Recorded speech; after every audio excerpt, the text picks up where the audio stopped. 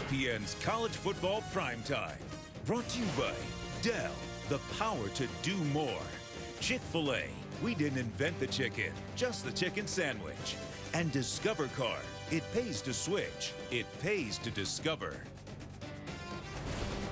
The uniforms over the years, and they're the 61 undefeated championship team led by All-American fullback Bob Ferguson, who was runner-up for the Heisman Trophy.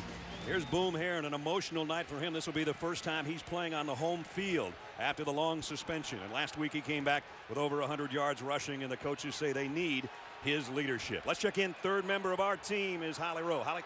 Well, guys, everybody knows Wisconsin is trying to get over that heartbreaking loss from last week. So I talked to a couple of Hall of Fame coaches this week to get some advice on how do they do it. I spoke with Barry Alvarez, the former Wisconsin coach, and he said Bret Bielema had to be a leader this week. Don't mope around. Don't show people that you feel sorry for himself. And he said he's done that. I spoke with Hall of Fame basketball coach Bob Knight, and he said it's important to point out that a game is never won or lost on just one play, that there's mistakes you can correct. I asked Bret Bielema about that, and he said, absolutely. I sat my team down. It came down to 12 plays in that game. We feel like we've got to make some corrections on special teams, which they've done. But more importantly, he feels like this is a resilient group of guys. He said they've been terrific this week at practice. Energy, tempo, and guys, I can tell you, when they just took the field right now, I would describe them as mad and serious. Bret Bielema in his sixth year has a unique relationship with Barry Alvarez, the Hall of Fame coach. And Barry's motto always was, don't flinch. We'll see if Wisconsin flinches tonight on the road. And Luke Fickell, coming off a win 2 weeks ago over Illinois that has buoyed his squad, to think that maybe there is some goodness in their future in this football team that's led by a freshman quarterback. Tough to do. Luke's in a tough situation, obviously, and has been since May 30th when Jim Tressel left the program. But right now, tonight, on a cool night in front of 105,000 people, that's all in the rearview mirror. Now it's time for Wisconsin and Ohio State meeting for the 77th time in their Big Ten history. And Ohio State needs to do a great job right out of the gate on the opening kickoff. Last year when these teams met in Madison, Ohio State ranked #1. It was the opening kickoff that Wisconsin returned for a touchdown. They really set them on the way to that upset win. They don't have Gilreath anymore, but they've got those two guys back there, Aberderis and James White, as Wisconsin won the toss and elected to receive. Drew Basel has got it teed up. We saw Boom Herron, the little cheer before the game. He's on kickoff team as well. He's out there for the first play. Kick's going to go to White at the goal line. White only out to the 16 and buried there. Only a 16-yard return. Nate Ebner on the special teams made the stop. So Russell Wilson, the transfer from North Carolina State, in his senior year, came to Madison in late June, and by the time they were ready to practice, his teammates already knew he was going to be a captain. That's how well he's fit in. Just did everything that they wanted him to do, hoped he would do, blended in. He worked hard. He didn't say much early on, and he has just had a terrific season. So they start not the greatest field position at the 16-yard line. Play action. Wilson throws back the other way and throws a strike to Aberderis, and immediately Wisconsin's got a first down, a pickup of 18. As well as they run the football, you have to respect play action. You've got to try to stop the inside zone run first if you want to try to defend Wisconsin, and that opens up a lot of things throwing the football to the wide receiver. So first down at the 34. Ewing, the fullback, in there with Monty Ball, and that's Aberderis in motion. Monty Ball only got about a yard. Let's take a look at tonight's impact players, brought to you by Chick-fil-A. Starting with Monty Ball. Why not? 19 touchdowns, leads the country as far as running back scored. Nick Toon, he's got to come up big. They're getting some productivity out of Aberderis, but they need Nick Toon to be their big play man on the outside. And Chris Borland will make all kinds of plays on the defense. Leads the Big Ten coming into the weekend in tackles.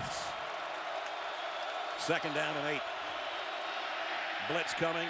Wilson throws it that way and completes it to his tight end Pedersen. For a pickup of about 5, it'll still bring up a 3rd down and 3. Because Wisconsin has done such a great job of staying ahead of schedule, being productive on 1st down, they get a lot of 3rd down and manageable situations. And right now, coming into the game, they are converting 3rd down 59% of the time. That's 2nd best in all of college football. This is the kind of play where they can throw or run because of their powerful running game. 2 tight ends set on 3rd down and 3. Tune in motion. They will throw. Wilson, well, maybe they won't. Now he's buying himself some time. Got a block in the backfield. This is what he can do so well, but he's short of the 1st down. Bradley Roby stopped him a yard shy. It was a really good hustle play. John Simon, who is the heart and soul of this defense, is the guy that forced Wilson to come out of the pocket. Watch Simon get up the field and force Wilson to change directions, and then this guy will never give up on a play. He'll chase it all the way. Pretty good job by that Ohio State defense getting that 3rd down conversion. So it forces a punt. Brad Nortman doesn't punt often, hasn't had to. In fact, only 3 teams in the country have punted less than Wisconsin because of their efficiency in scoring and keeping possession of the football. Jordan Hall waits on the other end. Nortman, nice kick, high and deep. Hall waits on it, takes it at the 10 and gets buried right there. Great coverage by the Badgers. 46-yard punt and no return. And so Ohio State's going to start in a little bit of a hole as well. We take a look at their impact players, brought to you by Chick-fil-A. Boom Herron, over 100 yards last week, or I should say in the last game in the win over Illinois a couple of weeks ago. 13 straight games he scored a touchdown. You don't like your tight end necessarily be your leading receiver with only 12 catches, but Stonebooner does have 6 touchdowns. They'll take that any day.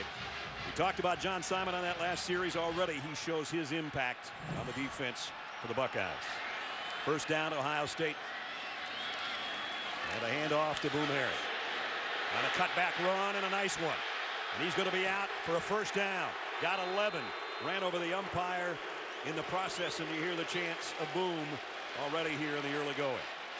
Well, I think what Boom Herron brings, not only talent, he's an outstanding football player, but leadership and confidence. Even watching him on the practice field Thursday, I mean, he's got a lot of energy. He's got a lot of positive vibe about him, and I think the rest of the team feeds off of that, particularly that guy taking snaps right now, a true freshman quarterback, Braxton Miller. He loves having Dan Herron behind him. Herron got 12, so it's 1st and 10 at the 22 for Ohio State. Their opening possession. Play action for Braxton Miller. And he's going to go deep down the sideline. A little bit underthrown and almost caught, though, by Corey Brown. Aaron Henry was there defensively. That's a pretty good throw. It's a very good throw and a very catchable pass. I like the confidence that Braxton Miller showed throwing this. I mean, that ball hit right off the face mask. Yep. Brown kind of slowed down and then didn't get his hands up. But that's a good throw for Braxton Miller. Even though it goes down as an incompletion, that's a positive throw.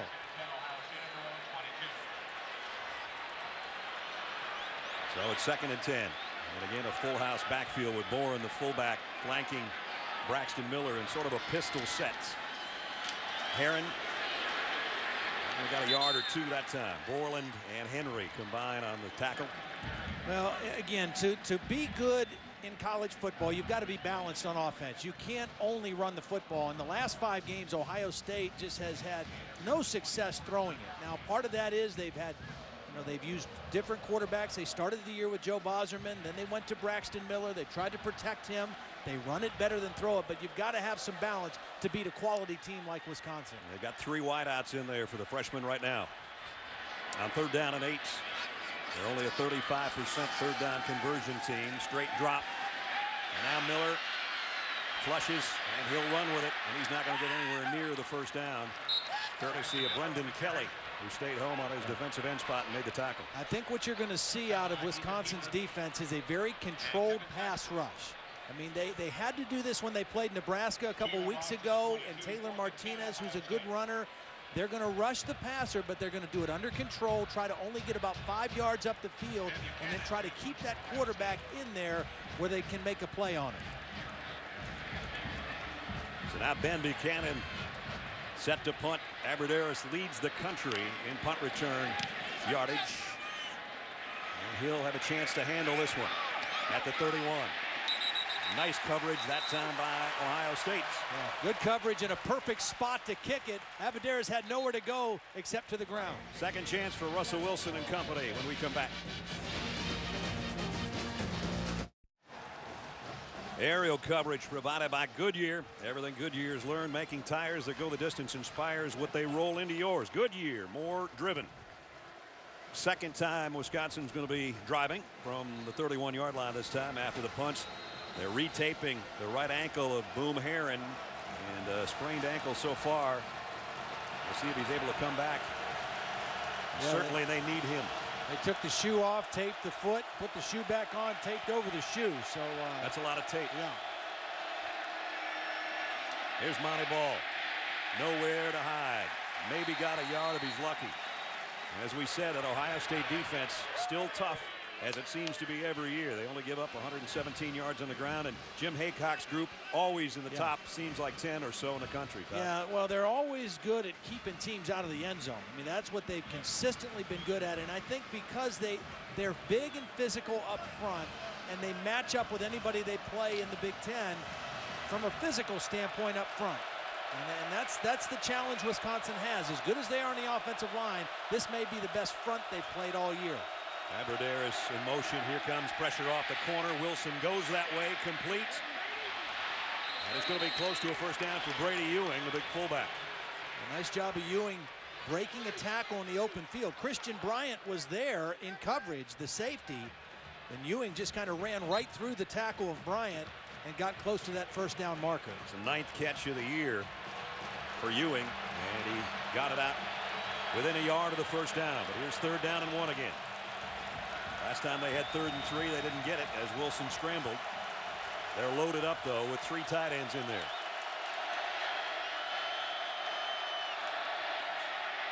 This time they do convert. Not much, but enough. Got a couple, and it's a first down, Wisconsin. You know, when we talked to the Ohio State people yesterday, and Luke Fickell, the head coach, a defensive guy, a former starting nose guard, you could just tell this is the kind of game from a defensive standpoint you look forward to. It's a roll up your sleeves, let's get challenged. Whoever wins the game in the trenches is going to win the football game. And right now, Ohio State up front playing pretty good. Wisconsin first down to 42. Nice play fake by Wilson. Throws on the sideline, and it's caught. Flag down. Nick Toon went up and got it.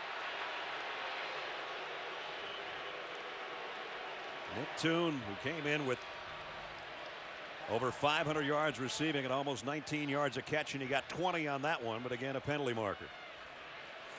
Well, Wilson did a nice job of extending the play. Tyler Moeller was in coverage, and he was playing the receiver and not the football. He never got his eyes around to see the football, so he made contact with the receiver, and Toon just went right over the back of his head and caught the football. Dave Whitvotes, our referee.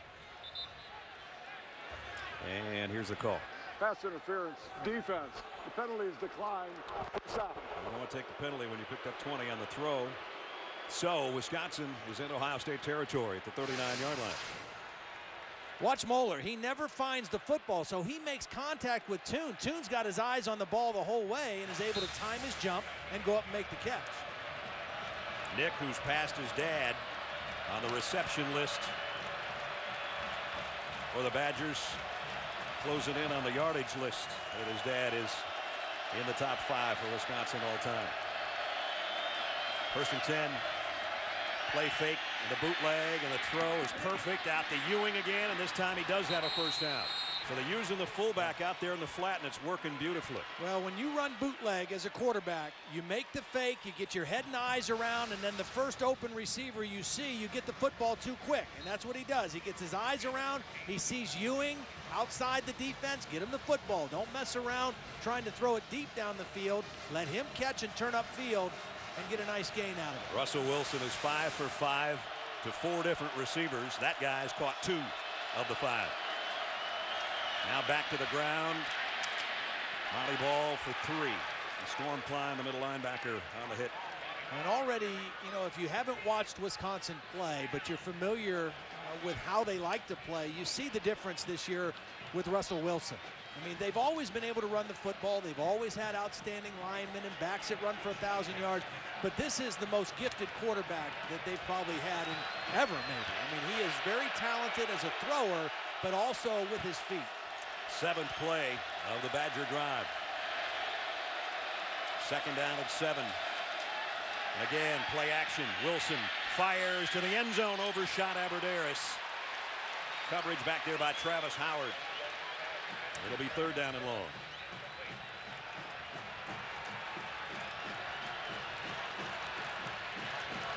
Great balance for Wisconsin. They come in averaging 260 yards passing a game, 252 on the ground. Doesn't get much better than that. And only Nevada, the only other team that averages over 240 in each category. Here's the first big 3rd down play of the game.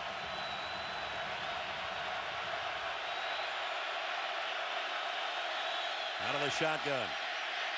Wilson over the middle. It's complete. And it's going to be a Wisconsin touchdown to Monty Ball. He tucked it in there with tight coverage. Ball made a very difficult catch, and he scores from 22 yards out. Well, Wilson goes to his outlet receiver Ball, and Christian Bryant, you're going to see number 2, the safety, come into the screen and go for an interception. He's going for the football, misses the interception, and the result is a touchdown for Wisconsin. How good a catch was that by Ball, though? Great concentration. Philip Welch in for the point after. It's up and good. So Wisconsin goes 69 yards in 8 plays. And on a 3rd down and 7. Look at the throw and look at the catch by his tailback, Monty Ball. Another touchdown, his 20th of the year. Wisconsin by 7.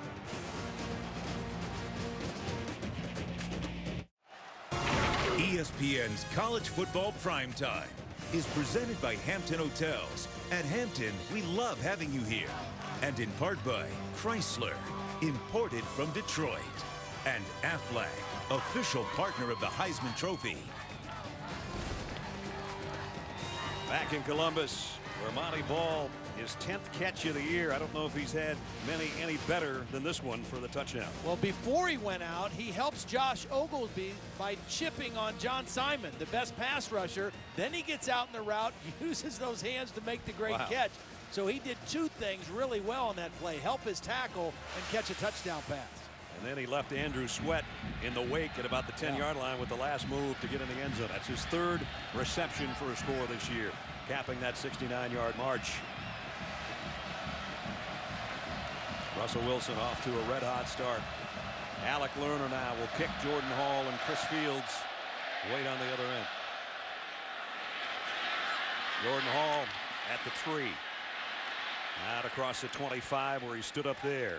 And let's check in, get an update in the studio. Here's Reese Davis. Reese. Brett, it's the Taco Bell studio update. Many on ABC seeing Stanford and USC. Andrew Luck drove his team right down the field. And Tyler Gaffney, honorable mention All-Pac-10 as an outfielder, gets into the end zone, and the Cardinal up 7-0 in the first.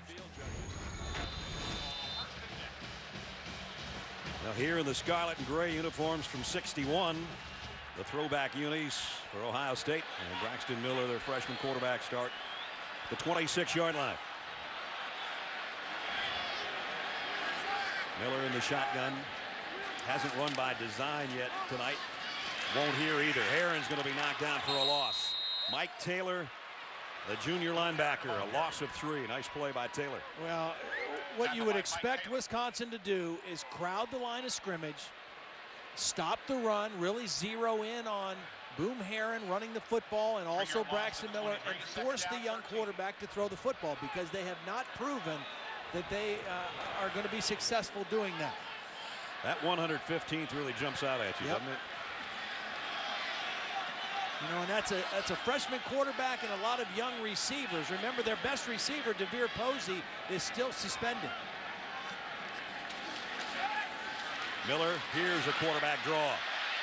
Nice move in the middle of the field, and he might get a first down out of it. And that's what he does very, very well. And you know what? When we talked to Chris Ash, the defensive coordinator for the Badgers last night, he said he told his staff at the beginning of the week, I think that Braxton Miller is more dangerous than Terrell Pryor, and that's why. Because he can make people miss. Terrell was bigger, maybe flat out faster, but as a runner, Braxton Miller can make you look silly. I mean, he can make people miss, you know, like they're tackling air. And Borland is their leading tackler, and no chance. You can see the steam coming out of Chris Borland's helmet right now for missing that one that badly. First down, Ohio State. Play action, Miller. Still scrambling around. He'll run again, but he's going to lose a yard. The thing I like, though, is that Braxton Miller, even though he, lost a yard, he kept his eyes downfield. The entire time he was scrambling, he was still looking to see if he could make a throw. I mean, he ended up running it, but he was looking to make a throw. And a lot of young quarterbacks, as soon as they make a decision to run, they just tuck it and go. He's still looking to throw the ball. Both wide receivers will be to the top of your screen, and Devin Smith and Corey Brown. Second down and 11. Morin, the fullback, sets up, leads the way for Herron. Herron on the cutback, though, ran right into Mike Taylor again. And that's another loss on the play. Taylor, who had the huge game against Nebraska, a career-high 14 tackles and an interception, and they say he's just getting better every game. Well, again, they're crowding the line of scrimmage. They sneak an extra guy down in there, and they have more guys than you can block. And then it's just a matter of being disciplined on the backside of the defense. And that time, 2 times we've seen Mike Taylor show discipline on the backside of the run. Now this is when you expect pass from most people, but that may not be the case. Third down and 12. Got to be careful if you're Braxton Miller. You don't want to throw an errant one here. Fires near side, and it's a strike, but is it complete? Yes, it is. To Corey Philly Brown. And a first down. Now the field judge. We're still having a little discussion here. Yeah, they are. And the linesman, and they're going to say first down. On 3rd and 12, he zips it out there for 15. See, there was never any question that Braxton Miller's got a strong arm. Does he get 1 foot down? It's all you need. Whoa. I don't know. Ohio State's trying to get a snap away here, and they're not going to get it. Yeah, it looked like the feet were coming up. Looked like they were airborne, weren't they? The field was a completed catch. The previous play is under further review. Well, we talked about the cloud of rubber pellets. Usually you see those fly up with the feet if they're on the ground.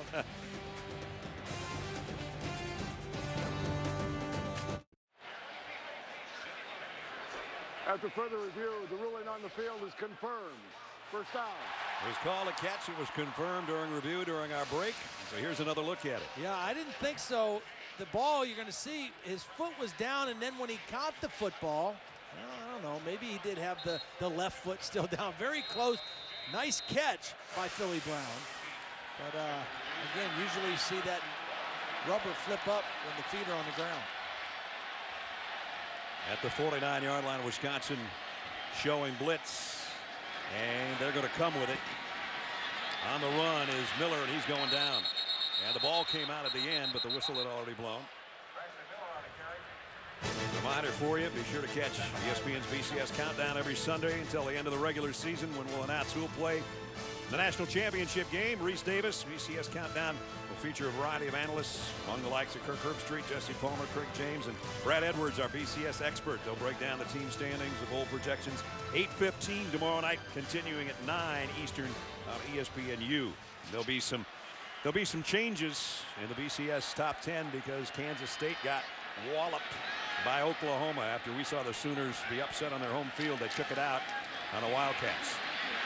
Again, Wisconsin's run defense playing tough. Jordan Hall brought down by Kevin Claxton and Mike Taylor.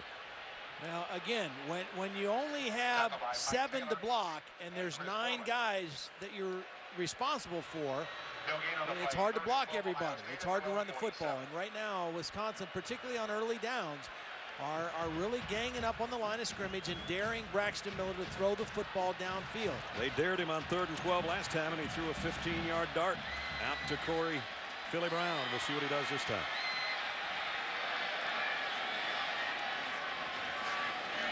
Low snap. Didn't need the play action. There was nobody behind him, and he throws another strike in and out of the hands, though, of Stoneburner. He had it, and he just didn't hold on to it. Yeah, Shelton Johnson came up and perfectly timed his hit. This looked like a sure catch by their leading receiver, and another first down on 3rd and long. But Shelton Brown, number 24, right in the middle, he's reading the play, the free safety, and he's going to come up and put his helmet right on the football and knock it out for an incompletion. Can't time it any better than that one as a defensive back. So Buchanan will have to punt, and again, Wisconsin sends 2 guys back. Aaron Henry at about the 20 and Aberderis at the 10. Aberderis averaging over 22 yards per punt return. And he's going to have to fair catch this one at the 16-yard line. 2:24 remaining first quarter as we take a look at this week's BCS standings, brought to you by Tostitos. LSU and Alabama idle. Their big clashes next week in Tuscaloosa. Oklahoma State another win. Clemson's playing right now, so is Stanford. Kansas State, Todd, I don't know if you want to cross them off, or should we just leave that alone? No, okay, thank you. Let's go ahead and cross them off. Yep. Arkansas had a scare today in Nashville. They may drop out of the top 10 because of that. Talked to Brett Bielema about the BCS last night. He said, wait a minute, you guys did Oklahoma. They lost to an unranked team at home and they fell 6 spots. We lost to a ranked team on the road and we lost 9 spots. Coaches hate that. I didn't think coaches paid attention to that stuff. Isn't that what they always tell us? He just flat told us that, though. So maybe I a little never more. read the papers. I never listen to radio. Right. Coming off a tough loss on that Hail Mary pass last week by Michigan State. The end of the ball game to take Wisconsin from the unbeaten ranks. So the Badgers 6-1 coming into this. And there's the move they made, dropping all the way to 15th after that setback. James White's going to spell Monty Ball a little bit. He's a 1,000-yard rusher from last season, too. So they can take one out and put the other one in, and they don't lose anything. 2nd and 8, he'll get the call. Straight up the middle, puts his helmet down and his shoulder in, and he's close to the first down, about 1.5 yards shy. C.J. Barnett on the tackle. So Wisconsin finds itself with a 3rd down again, but 3rd and short. Pretty nice when you take Monty Ball out and you put in a guy who was your leading rusher last year with over 1,000 yards on the ground. Ball's back in. So is Brady Ewing, the fullback, in front of him. 3rd down and 1 yard.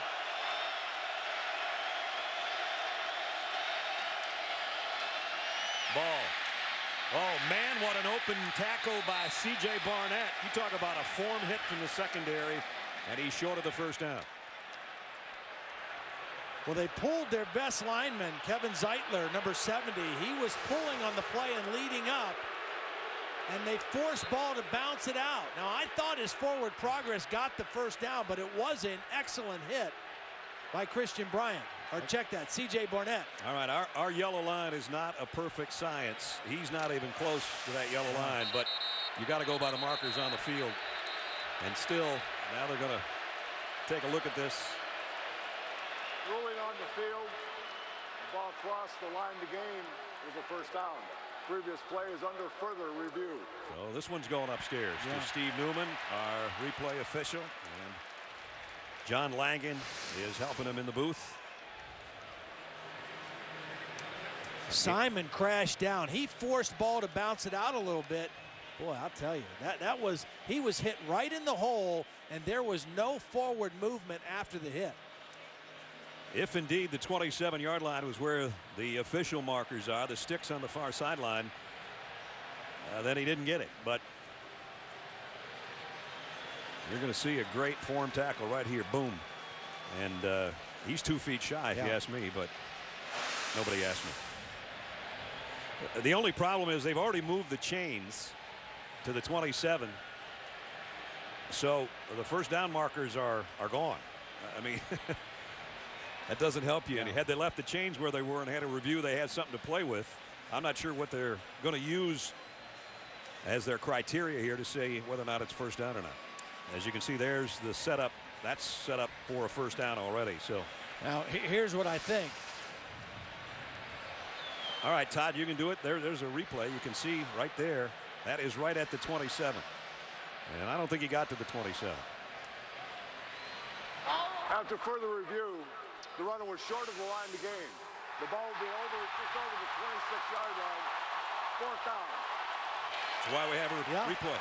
Yeah, good call. Excellent play by C.J. Barnett.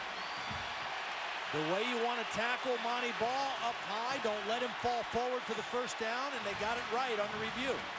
I'm asking how are they possibly going to look at it? I forgot about the guys in the truck. They had a perfect shot at where the first down marker was. Video magic, baby. Yes, that's it. So Nortman will punt for the second time tonight.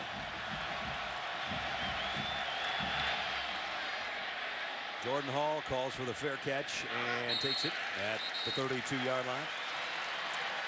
Only a 42-yard punt, but good field position for Ohio State. You know, here on Ohio State's campus this week, pretty special moment. That's the James Comprehensive Breast Center that's going to be renamed for our colleague Chris Spielman's late wife Stephanie, who raised millions of dollars for breast cancer research before losing her battle against cancer a couple of years ago. And just a great situation. Chris was there this week on Monday as they made that announcement, and Chris continues to do so much in the area of breast cancer research in honor of his late wife Stephanie. Pretty cool. Yep. 7-yard pickup by Boom Hare and Mike Taylor in on the stop. Now that's an important play for Ohio State, gaining 7 yards on first down. Prior to that, 5 plays on first down, only gained 6 yards. And for Braxton Miller to have a chance, they've got to be effective on first down. They can't have negative plays on first down. They got to put him in good situations to throw the football. Well, he can come over to the sideline and talk things over with the coaches because the first quarter has come to a close. Tough, hard-fought Big Ten game, about what we expected. A Monty Ball touchdown reception's all we've got on the board. Wisconsin 7-0.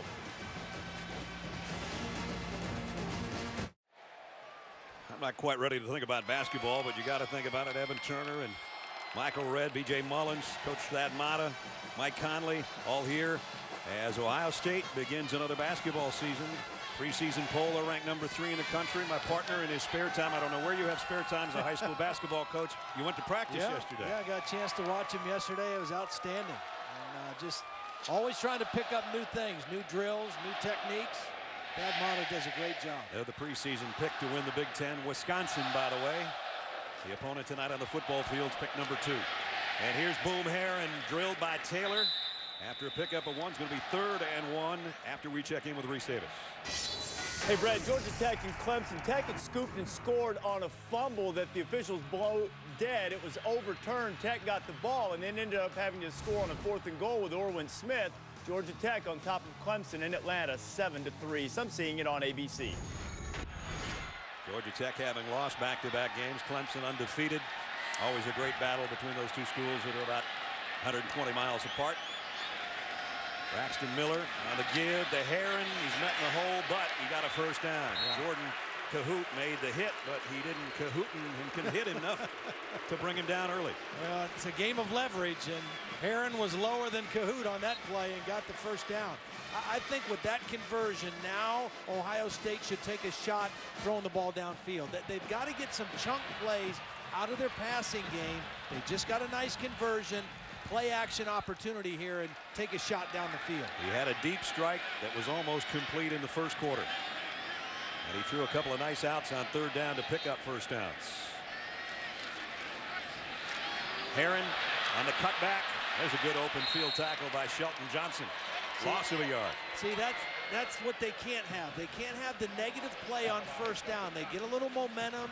They got 7 on the first down play to start the drive. Now they get knocked back 2nd and 11, and it's just a little bit tougher situation. Again, you've got a freshman quarterback. You've got freshman and sophomore wide receivers. The passing game is way behind the running game, so you've got to give them all the advantages you can.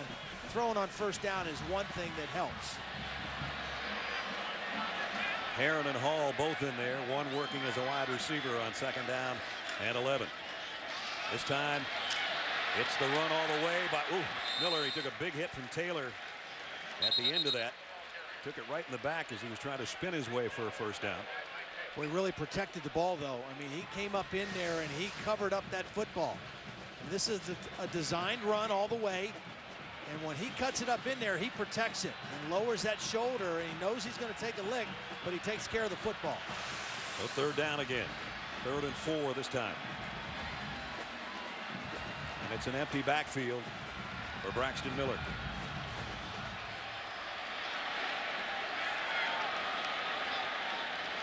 This might be a quarterback draw all the way. Nope, he's going to throw. And he throws a strike to Philly Brown. First down. They went after Marcus Cromartie, who had a tough ball game last week against Michigan State. Not so much in coverage, but in tackling. Had a couple missed tackles that led to big plays. This is a nice throw. Good timing and good accuracy by Braxton Miller for the 3rd down conversion. Philly Brown, that's his 2nd catch, both on 3rd down. So they move the sticks into Wisconsin territory at the 43-yard line, trailing by a touchdown. First down hasn't been great, and now it's going to get worse because it's a false start against the Buckeyes. Start. Offense number 76, 5-yard penalty. The down remains 1st and 15 after we check in with Reese. All right, Brad, time for a Sports Center right now presented by Discover Card. In the snow in Happy Valley, Joe Paterno got win number 409, 10-7 victory against Illinois. Passes Eddie Robinson. No one has more wins in Division I history. Nebraska took care of Michigan State 24-3. Got their first victory against a ranked opponent this season. Sports Center after the game, then college football final. Michigan State with a hangover after their big win over Wisconsin. Wisconsin hoping that that loss isn't going to linger into Columbus here tonight. They got the lead, but they got their hands full right now with unranked Ohio State. And I think you're seeing a quarterback getting a little bit more confidence throwing the football. Remember, 2 weeks ago, they went to Champaign. They beat Illinois, but they only threw 4 passes and only completed 1. At least it was a touchdown. Yeah, the good news was it was a touchdown. It was a good throw. But he's well on his way to smash those marks tonight. 8th play of the drive.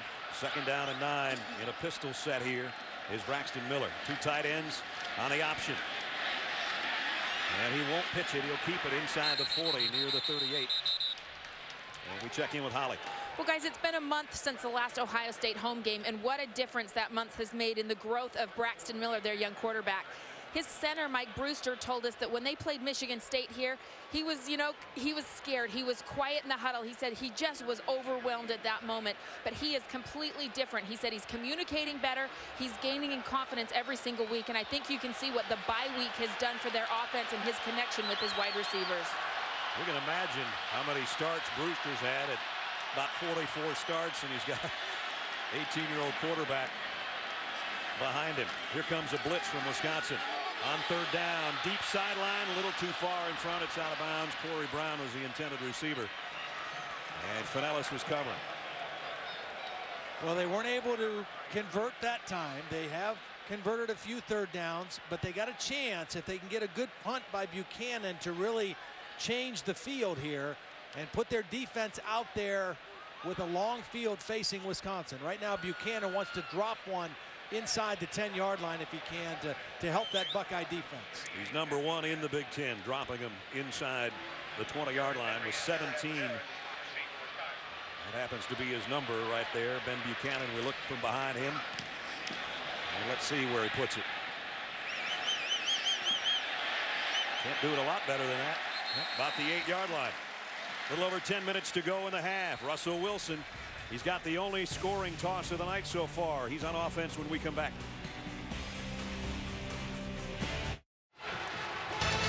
Three hours of NFL Countdown with Boomer and the gang. Coming up tomorrow morning, you get the latest updates from stadiums around the league right up until kickoff. NFL Countdown presented by IBM.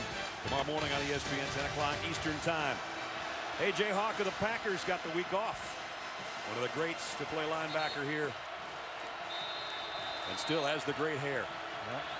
Packers linebacking core might have the best hair in the business. He and Clay Matthews and those guys. Well, Wisconsin started with poor field position several times tonight. 3 drives starting inside their own 20. This one's at the 8. Play action. Wilson from his own end zone. Tough throw, incomplete, intended for Nick Toon. With 10 minutes remaining in the half. Last week, here was the Hail Mary pass. Kirk Cousins caught and taken into the end zone after review. And that knocked Wisconsin from the ranks of the unbeaten. A heartbreaking defeat. There you see the end zone and the end line on a miracle play, a Hail Mary pass for Michigan State. Throw complete. Oh, what a hit. As soon as Toon caught it, he got hit by Travis Howard immediately. Well, you can see this Ohio State defense, nothing's going to come easy against them. They're going to challenge you. Moeller comes on a blitz. Wilson has to throw quick. And then the good solid hit. We've seen the defensive backs so far in the first half really tackling well for Ohio State. Nick Toon did a good job just to hold on to that thing. He sure did. So here's a third down and the crowd getting loud. 3rd and 4.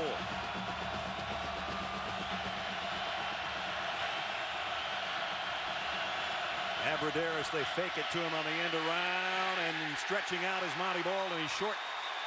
Andrew Sweat holding on for dear life, the outside linebacker. And Wisconsin's going to have to give it up. Second straight 3 and out for Brett Bielema's Badgers. And they should get good field position out of this, the Buckeyes.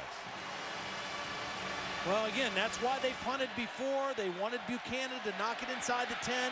Field position, very critical. Nortman's kick, a wobbly one. Oh, what a hit on Jordan Hall. And it was the snapper, Whita, who got down there to make the hit.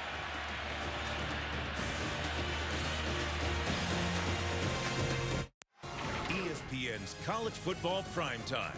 Brought to you by Lexus. It's time to engineer amazing.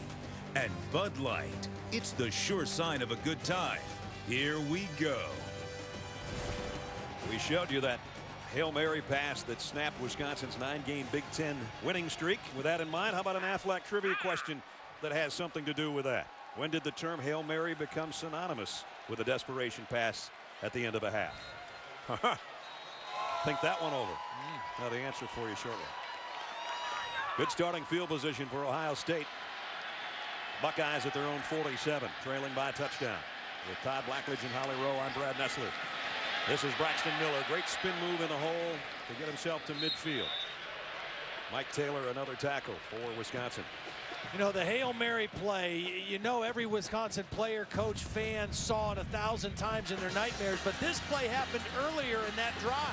They got a sack on Kirk Cousins. The ball is loose. Wisconsin had a chance to recover it. It was recovered by Michigan State, and they were able to continue that drive and set up the Hail Mary. But that play is as much of a nightmare, I think, as the Hail Mary play. And Brett Bielema took some flack for calling timeouts, but he was trying to get the football back and try to win on the road in regulation. Now Boone Heron gets it to the 46-yard line.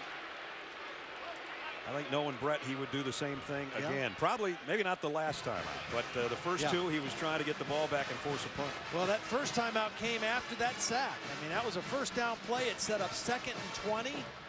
And he was maybe thinking, hey, if Michigan State's going to try to just run the ball and run the clock out and go to overtime, let's see if we can get the ball back. Ohio State doing better on 3rd down. 50% so far. They've got 3rd and 3 here. Miller, quarterback draw. Cuts it to the outside. He'll get it. Almost slid too early, but he got it. Needed 3, and he got about 3.5. This is amazing by Miller, because we talked about the controlled pass rush of Wisconsin. Watch this. These guys are just going to barely come up the field and try to contain the quarterback. They're not rushing crazy. They're contained, but Miller shows the speed and the athleticism to get outside the edge of the rush and pick up the first down. Back to 2 tight ends for the Buckeyes in Wisconsin territory at the 42. 26 yards on the ground for Miller. Now it's Hall for a tough 2. Mike Taylor's been a busy linebacker. Borland's in on it as well. So time winding down here. We're going to be the 6.5-minute mark of the second quarter. Low-scoring game. Wisconsin on a Russell Wilson to Monty Ball touchdown pass on 3rd down. Our only scorer so far tonight. The guy who's been quiet for Ohio State so far in the game is Stoneburner, the tight end. Their leading receiver coming in. He did have the one drop pass on a nice throw by Miller. Braxton Miller's 3 of 6, all 3 completions to Corey Brown. Stoneburner, number 11, is right there on the wing right, and now he comes towards you. Play action. Miller. Here comes the heat. A lot of Badgers to try to get around, and he won't. You drive him out of bounds for a loss of about 3. Well, I think he was looking for Stoneburner, who came in motion and ran the flag route. But Kevin Claxton, number 9, did a great job of just keeping him outside. Here's Stoneburner on the flag route. He's open. The problem was Braxton Miller didn't have a chance to really get set to make the throw.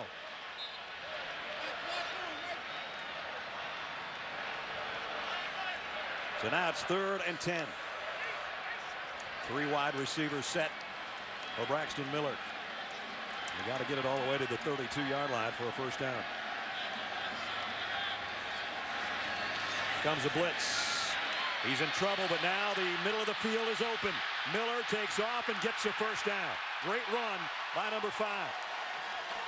Couple great things besides the run. First of all, Jordan Hall, the back, does an outstanding job picking up the blitz. Watch number 7 pick up the blitz. Now after that happens, when Miller runs, there's going to be a guy spying right there. Number 93, a defensive end, is waiting for Miller, but he can't make the tackle. It's one thing to be there. It's another thing to get him on the ground. Drive stays alive at the Badger 28. Here's Boom Herring with a blocker in front as fullback, but he didn't get the block he was looking for, and a nice open field stop by Aaron Henry, the captain of the defense.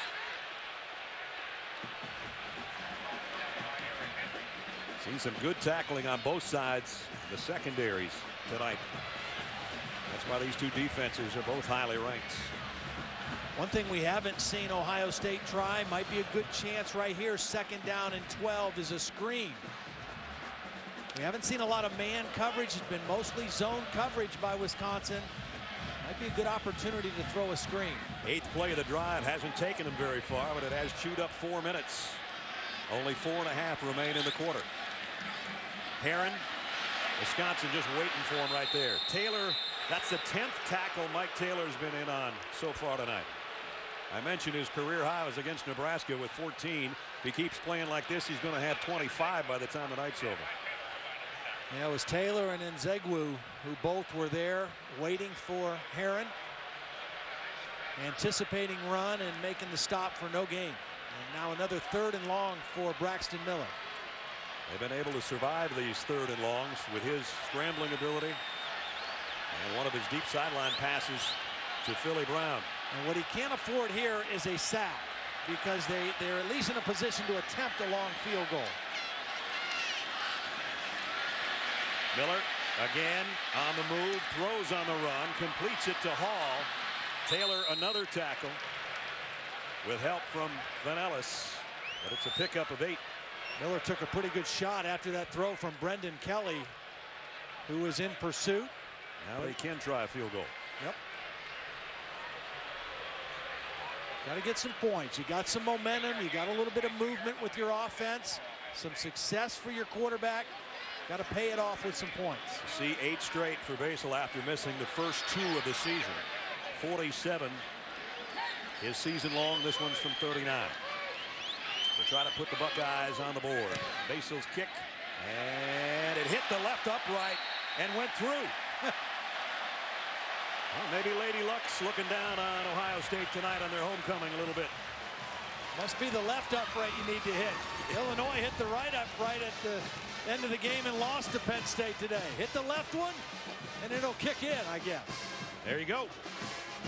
Ohio State on the board. 7-3, Wisconsin in front.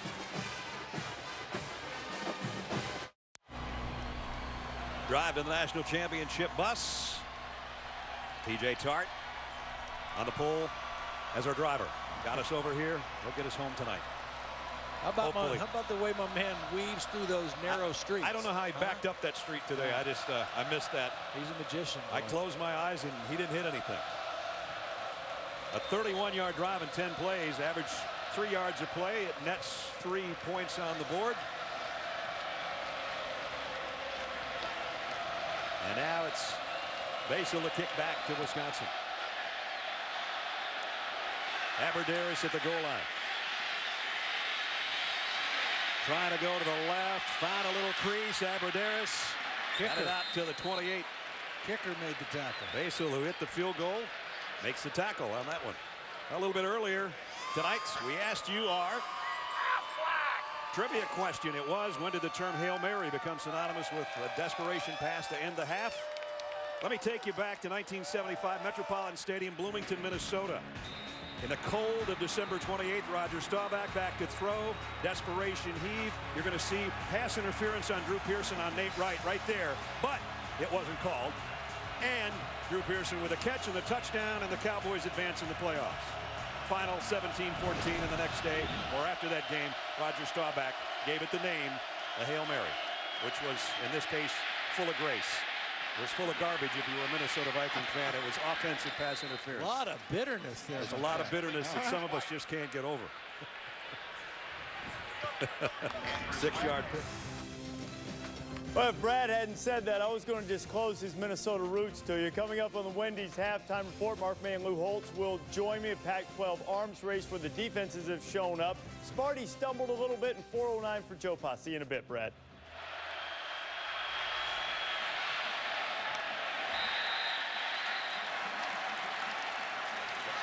Wilson on a throw to Aberderis is incomplete. And it brings up 3rd down and 4. And now the fans are starting to get into this. They know that their defense is playing very well against a high-powered Wisconsin offense.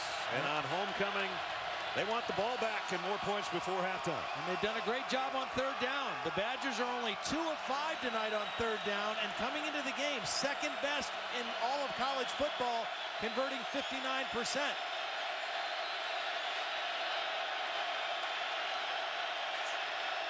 Wilson over the middle, a low throw, but it's caught by Jacob Pedersen, the tight end, and he had to go snatch that one off the turf. Well, Pedersen is very valuable to this offense on 3rd down and in the red zone, and does a great job of catching that football with his hands before it gets to the ground. That wasn't as low a throw as I made it sound, because Russell Wilson put it the only spot he could to make sure his tight end caught it and nobody else. Good throw and catch. 1st down, Wisconsin. White, blocker in front. Doesn't matter. Only got a yard. Sabino, the outside linebacker, on the hit. And we're down to 1:40 remaining in the half. Jonathan Hankins and A.T.M. Sabino. Wisconsin's always been a great team in the final 2 minutes of the first half, and no difference this year. Yeah.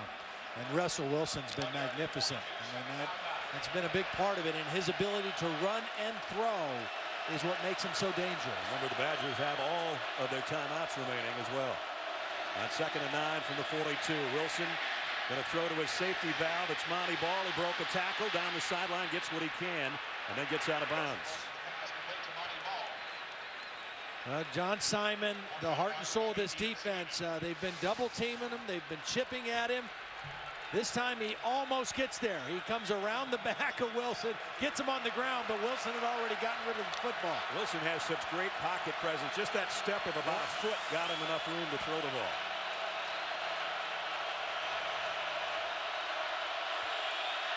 Third and 5. On the run, Wilson now. He's got Simon all over him that time.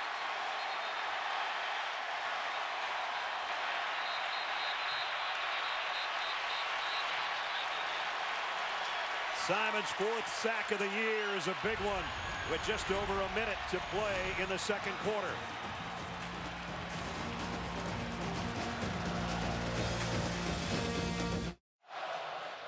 Beautiful shot of Ohio Stadium. Aerial coverage provided by Goodyear. Everything Goodyear's learned making tires that go the distance inspires what they roll into yours. Goodyear, more driven. 105,000 on a cool night in Columbus.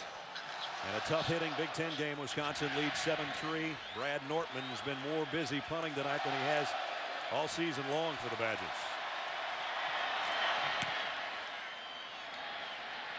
Jordan Hall will have to take a fair catch, and he lost the ball. Muff Covered at the 15, I think, although the ball's still squirting around in there. Back judges trying to unpile people. Wisconsin saying they have it. Well, this time, Nope. Jordan Hall made a fair catch.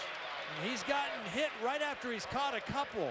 But what happened was the guy that was blocking for him is going to get pushed right back into Jordan Hall. Watch at the end of the play. One of his own blockers is going to be the guy that creates the contact and creates the distraction.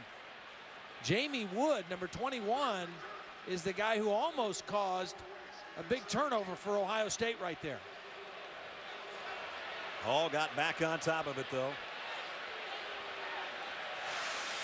And so Ohio State's got 56 seconds to work with and 2 timeouts.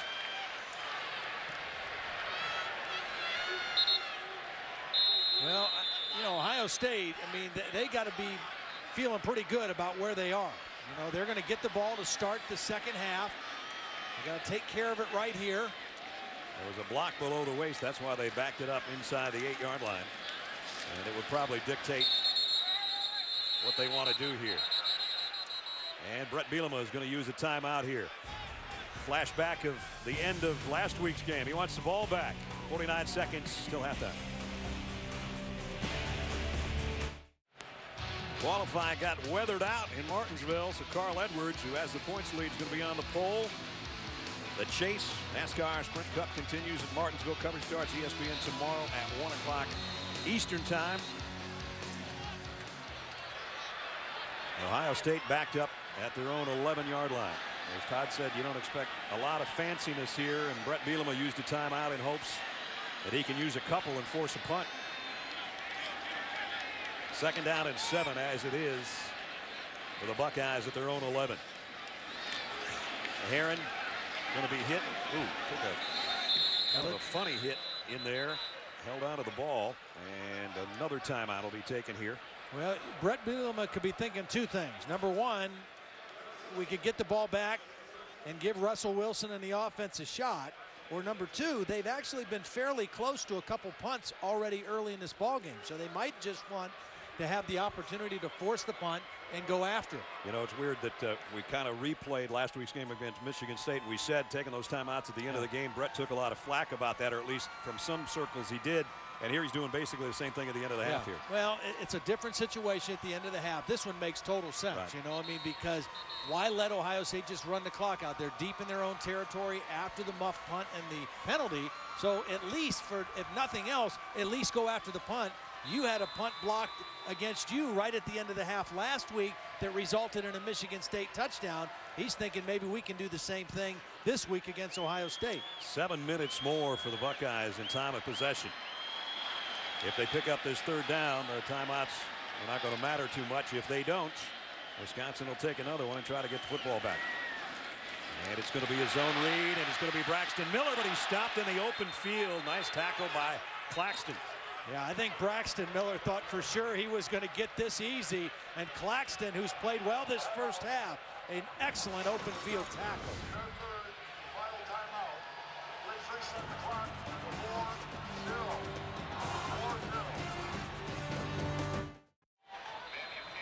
Todd, Ohio State only used 16 seconds off that clock because of those timeouts by Wisconsin. And now Buchanan's going to kick near his own goal line. And remember, #1 punt returner in the country, Aberderis, is back waiting on it. If he can get his hands on it, he will, but he's going to have to call for the fair catch, and he'll take it at the 47-yard line. So Buchanan got enough air under that one, so Aberderis couldn't get a return, but still, 32 seconds left. You got this guy playing quarterback. Yeah. You can do a lot of things and still make something happen before halftime. Well, it only is going to take a couple completions to get into field goal range for Russell Wilson. Remember, even with no timeouts, the clock will stop anytime you get a 1st down long enough to move the chains. So you work that, you work the sidelines, and 32 seconds can be plenty enough time to get yourself in range to score. They start from the 47. Wilson, quick throw to the outside. Whoa, nice catch by Aberderis. That baby had some heat on it.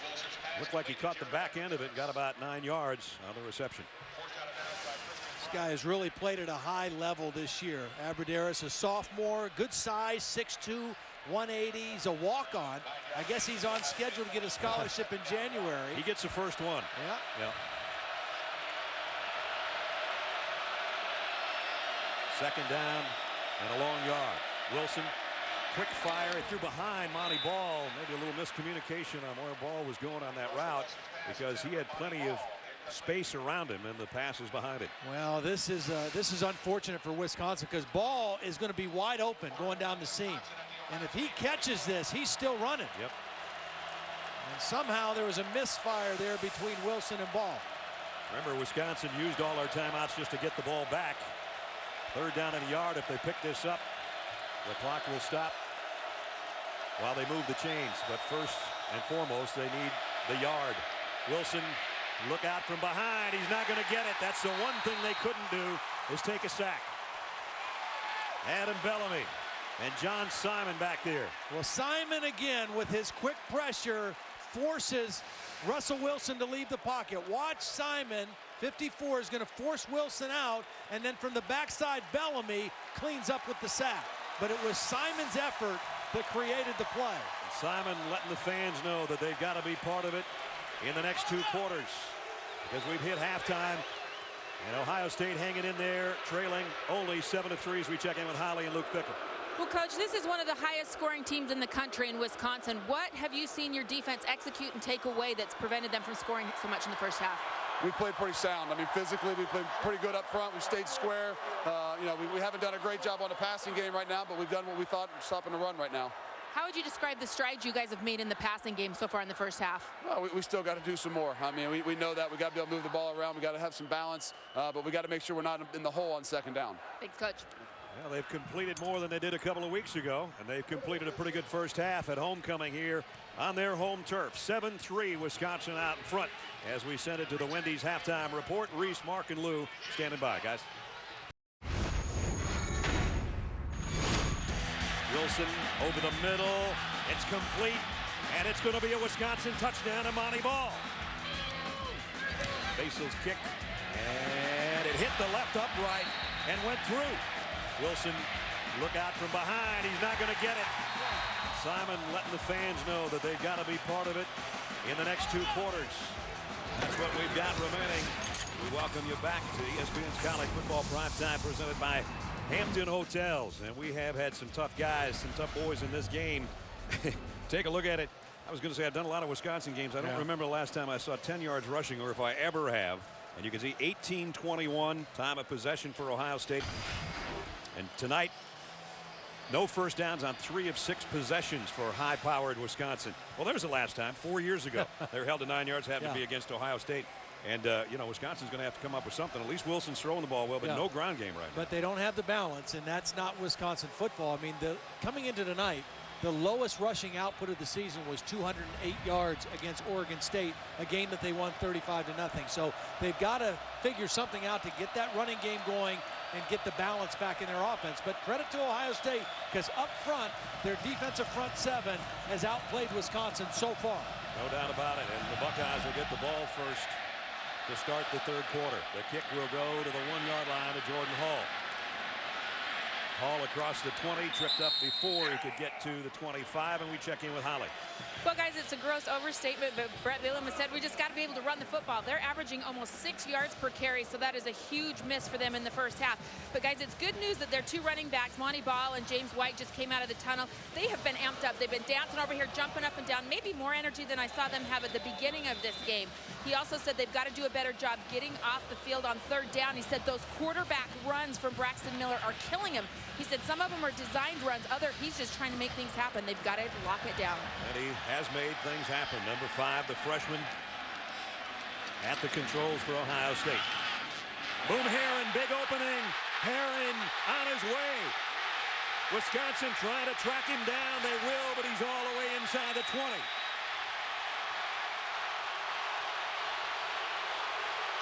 "57 yards for Boom Herron." Well, in the first half, Ohio State averaged 2 yards per play on 1st down. Hello, first down of the second half. Boom Herron goes through a gaping hole on the right side, and then looking to protect the football at the end of the run. Once he knew he wasn't going to get it all the way to the end zone, He decided, I'm not getting rid of it. That ankle they retape must be okay. Yep.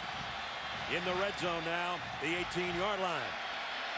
Here in the opening 30 seconds, snap is bobbled. Miller caught it about 3 times, and he does something with it, even though he loses maybe a half yard. That could have been a disaster after that big play.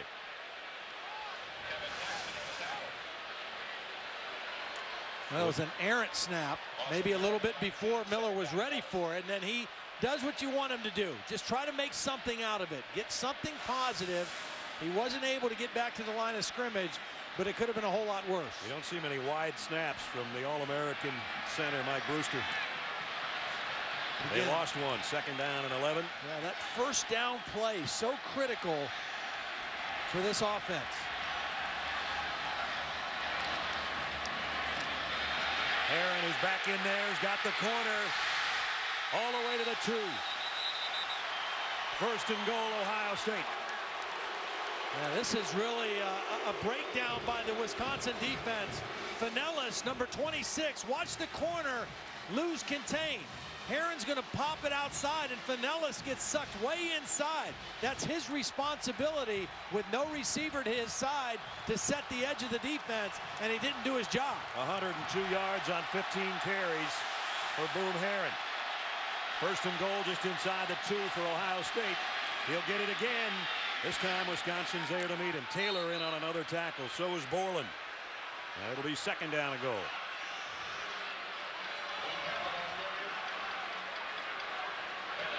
And Ohio State lines up without a huddle. And under center, unusual. Herron again. Broke 1 tackle. Did he get there? Yes. Touchdown.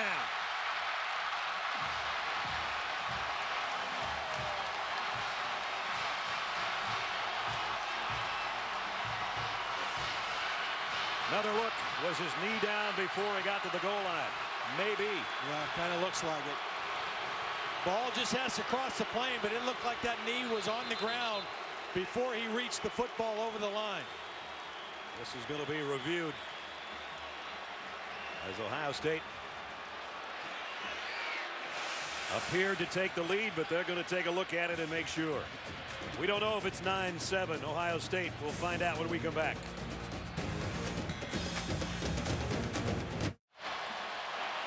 After further review, the runner's knee was down and the ball was short of the goal line. It will be 3rd down at the half-yard line.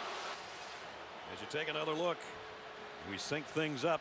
The knee down, the ball not yet over the goal line. So instead of a touchdown, it's 3rd down and goal inside the 1. Holman, the fullback, in front of Boom Herron. They'll give him another try. I don't think he got in again. Still short, maybe even shorter. Bo Allen made the stop. Wow, what a big difference. Now what do you do, Luke Fickell? I think you got to go for it here. Your defense has played lights out. If you fail here, Wisconsin still has 99 yards to go. You got to go for the lead right here, not to draw within 1. Wisconsin thinking goal line stand. Ohio State thinking touchdown. Let's see who wins the battle in the trenches. That's what both coaches thought it would become tonight, and it has. 4th down, Buckeye. Play fake. Miller, he's going to coast in. Touchdown. Well, it's the quick feet.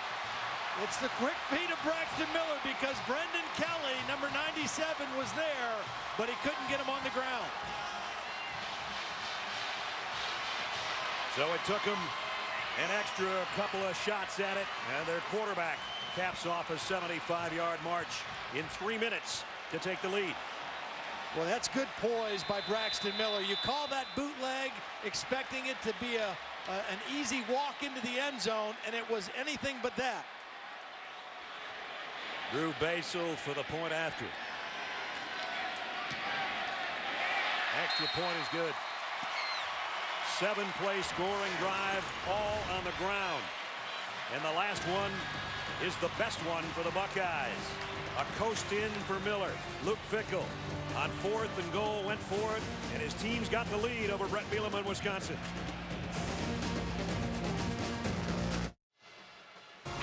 ESPN's College Football Primetime. Brought to you by Prudential. Prudential, bring your challenges. And Chase. Join Slate customers who pay down their balances twice as fast with Blueprint. Honored at halftime, Eddie George, number 27, the Heisman Trophy winner, will be inducted into the National Football Foundation Hall of Fame coming up later this year. I remember the first time I met Eddie, I made the comment, his muscles have muscles, and he still looks like that. I know, he looks like he could still play. You see him doing these radio games, and we've run into him a couple times this year. He looks great. Boom Herron, over 100 yards rushing tonight. 75 of his yards in that last drive that was capped off by the quarterback, Miller. James White on the kick return for Wisconsin. And they're just having all kinds of trouble generating offense or special team yards. Russell Wilson will calmly come back out, his team trailing for the first time. AFC West rivals clash on Monday night. Share of first place in the division. The Chargers will take on the Chiefs. Chargers and Chiefs on ESPN's Monday Night Football, 8:30 Eastern. Also available live on Watch ESPN, starting with Monday Night Countdown, served up by Applebee's at 7. I hope they have better weather than they did at Arrowhead Stadium the last time those two teams got together. It was about 3 inches of rain and a lot of wind. Last 4 drives, 31 total yards. Wisconsin trying to get their high-powered offense in gear. It's been stymied by the Buckeye defense. Here's a stretch play to Monty Ball. And even the sledding for Monty Ball, who pretty much always has a 100-yard game, has been tough tonight. 4 yards there. Well, they tried to outflank Ohio State that time. They shifted 2 tight ends to the same side of the formation, and then they pulled the backside guard and ran wide instead of going inside, and they were able to turn the corner for a positive game. Aberderis has been quiet as a receiver tonight. Play action. Wilson scanning the field, buying himself some time. Now lobs it long and incomplete, intended for Toon. See, Wisconsin does a lot in their passing game off of play action with only 2 receivers going out in the route. And the Ohio State secondary is covering these guys pretty well. I mean, there's not a lot of room for Tyler Wilson to throw the football. That time he had plenty of protection, but nobody open to throw the ball to. Remember, after coming in here, a great 3rd down conversion team, Wisconsin has struggled tonight. Number 2 in the country coming in, only 3 out of 8 tonight, and flags and whistles. I think Oglesby, the right tackle, might have been out early. Ball start, offense, number 58. 5-yard penalty, the down remains 3rd. That's a first penalty against Wisconsin.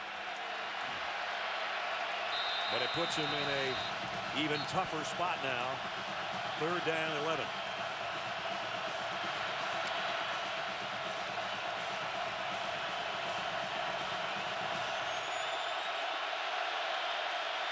The crowd gaining confidence with every defensive stop by their Buckeye defense. Wilson flips it out complete. Going to be short of a first down to Duckworth, though. And the Badgers will have to give it up. Yep. Good defense that time. 3rd down and long. Because of the penalty, Ohio State elected to just rush 3 and drop 8 defenders and force Wilson to throw the ball underneath and then tackle him short of the first down.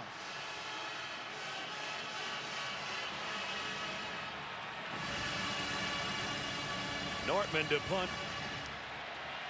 Remember, he had one blocked last week. Oh, and he's got one blocked tonight. Ohio State. Touchdown. Nope, it's at the 1-yard line.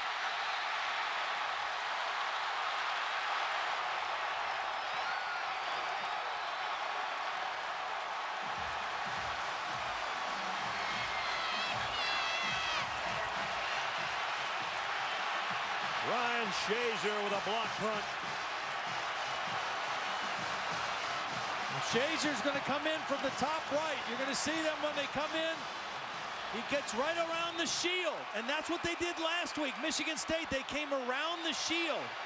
It was a good snap, but Shazier comes right around the outside of that punt protection shield for the block. A perfect wraparound and then the right angle to the ball. The one last week definitely helped cost Wisconsin the game. Will this one do the same? Jordan Hall, the tailback. Two fullbacks in there. Hall sticks his head in and is going to be stopped short.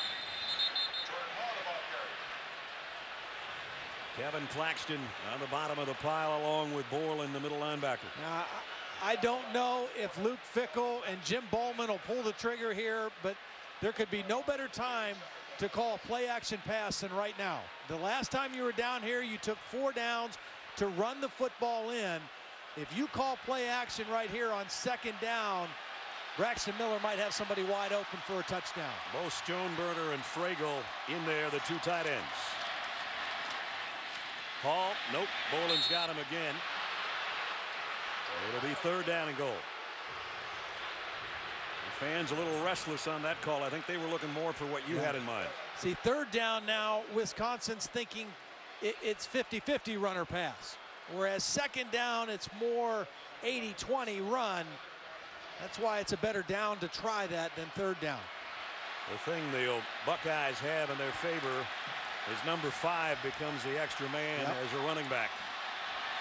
3rd and goal. Miller under center. Hall, Wisconsin trying to stretch it out, but he got there. Touchdown. They just kept riding that wall, and finally his pulling guard led the way. Yeah, Jack Mewhort did a great job, and Hall just would not be denied. I mean, he just kept pushing and churning his legs. He got right behind his fullback and pushed his way through.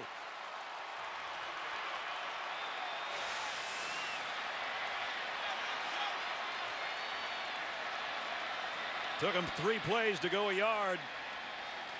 A tough yard, but nonetheless, what a swing on the scoreboard and momentum.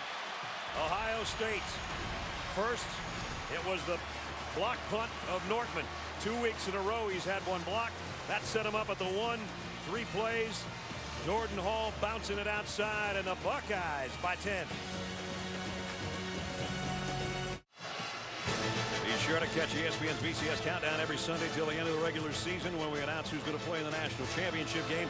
Reese Davis is your host along with the experts to break down team standings and bowl projections.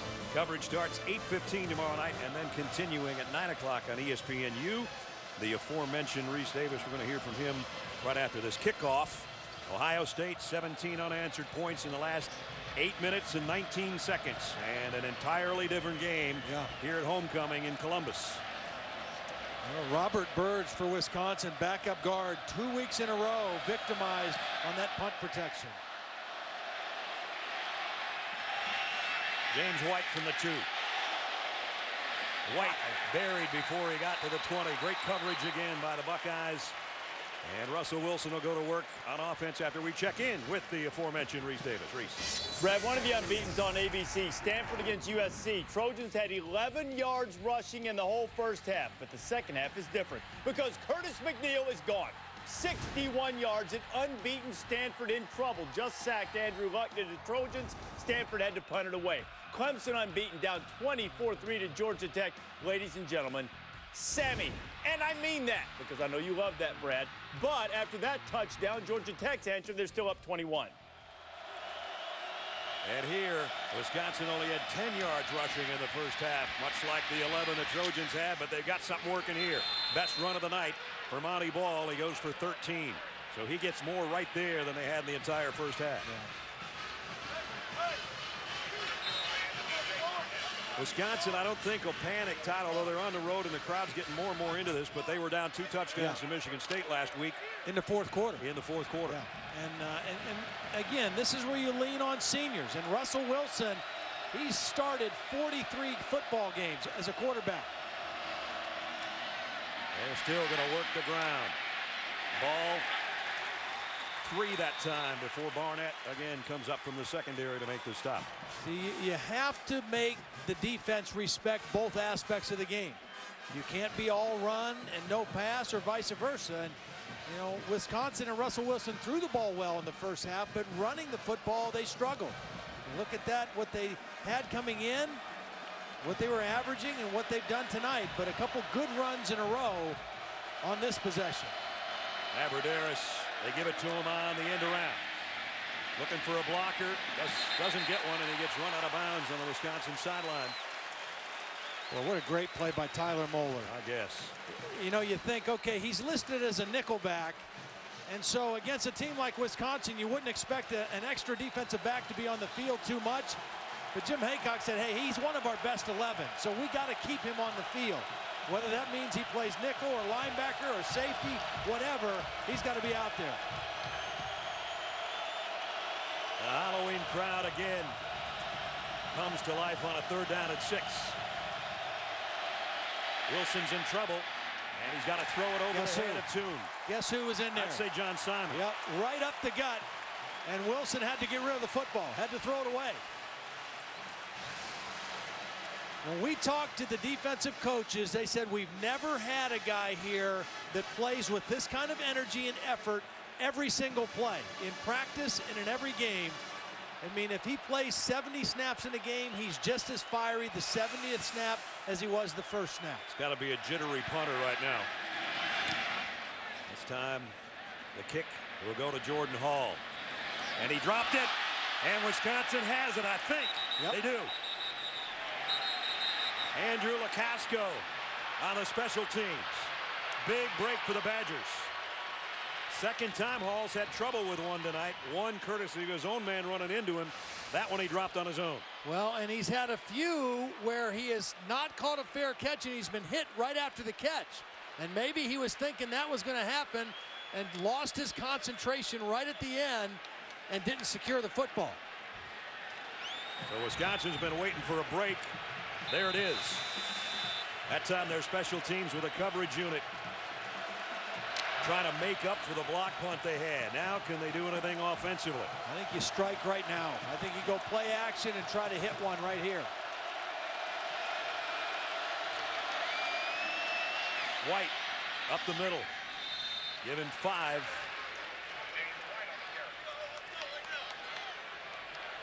So we're down to 7.5 minutes of the 3rd quarter that's belonged to Ohio State.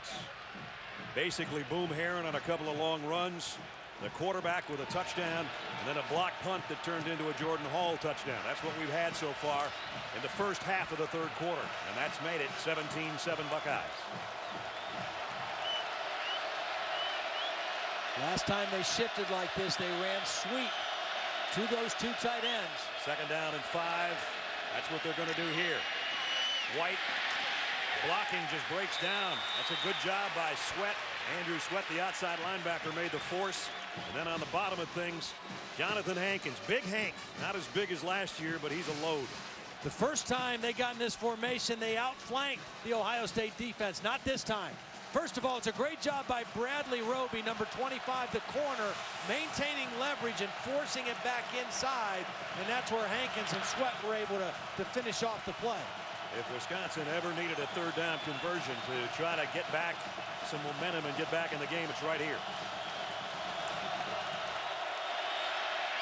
Wilson on 3rd and 4. Fires far side, and making the catch at the 10 is Abbrederis. And it's 1st and goal, Badgers. Well, that was a good read by Russell Wilson, because Travis Howard, the corner out here, number 7, gives way too much cushion. I mean, he's backpedaling and got turned around back towards the end zone, and that's just an easy throw for Wilson. Abbrederis goes down, tries to get those arms underneath the football. Did a good job to do that. 1st and goal, Wisconsin at the 9-yard line of Ohio State. Nick Toon, the motion man. A stretch play to Monty Ball, and he's all balled up. At the 9, no gain. Tyler Moeller again. Wisconsin, as we take a look at the red zone brought to you by Verizon, they didn't get much better than what Wisconsin has done this year.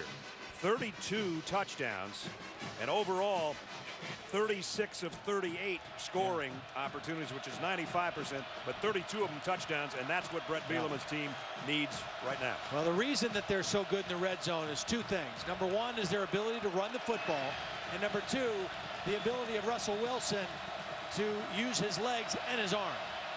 Abbrederis and Toon are both up to the right of Wilson. There he's using his legs, and that might be good enough. Stopped inside the 2, but a good run. Johnson made the tackle, saving a touchdown. If you want to be a good red zone football team and score touchdowns, you got to be able to run the football with power. And then if you have a quarterback that's a dual threat guy who can extend plays and make something when everybody's covered, boy, it's hard to stop. It's hard to cover everything. Wisconsin only 1 of 3 on 3rd down and 1s tonight. This is an even bigger 3rd down and 1. It's 3rd and goal. Simon and company trying to come up with a goal line stand. Wisconsin with that offensive wall, averaging 6'5" and about 325. And now we're going to have a timeout taken by the Badgers. So a huge 3rd down. You almost have to wonder for Wisconsin, and Brett Bielema trailing by 10, though we've got a long ways to go in the football game. I don't know how many other times they're going to get this close. We take a look at our conference update brought to you by Dr. Pepper 10. Michigan, Nebraska, and Michigan State all 3-1 in the Legends division. Penn State, Todd's old school, unbeaten in conference play at 5-0. Yeah. Joe Pa, another one. Keep getting it done. Joe Pa, congratulations. Yeah. And just milestones keep rolling up. I think there's the surprise of the Big Ten right now. It's not like they're a big juggernaut, but they're well, their defense has played great. You know, we've talked about Ohio State's defense tonight and how well they've played, and Penn State's defense has played that way all season as well. Is this 2-down territory for Wisconsin? I don't think it has to be yet. I think you got to get points here for sure. I think you definitely need that, but it's still a very manageable score for Wisconsin. Remember, this is a team coming in averaging 47 points a game. I mentioned that big wall of Wisconsin. They've got an extra lineman in. Yeah, they have an extra tackle on the left side. 3rd and goal at the 1. Monty Ball walks in. Touchdown. So they went that way where the beef was. And Monty Ball's just the condiments. Yep. We've got a big offensive line to begin with, and then you take a tight end out and you put another offensive tackle, Rob Havenstein, number 78, line him up as a tight end and run behind all that guy. Remember, it started with the fumble recovery on the drop punt. So Wisconsin only has to go 27 yards in 6 plays. And the extra point is perfect. And now we really do have a ball game with 4:23 remaining in the 3rd quarter. For Monty Ball, he's caught one tonight, and now he's rushed for number 18 on the season. There you go. You got 3 big hogs in there, all offensive linemen, and they just clear the way for Monty Ball. One more look at Monty Ball's 18th rushing touchdown of the year. And Wisconsin draws to within 3 as we check in with Reese again.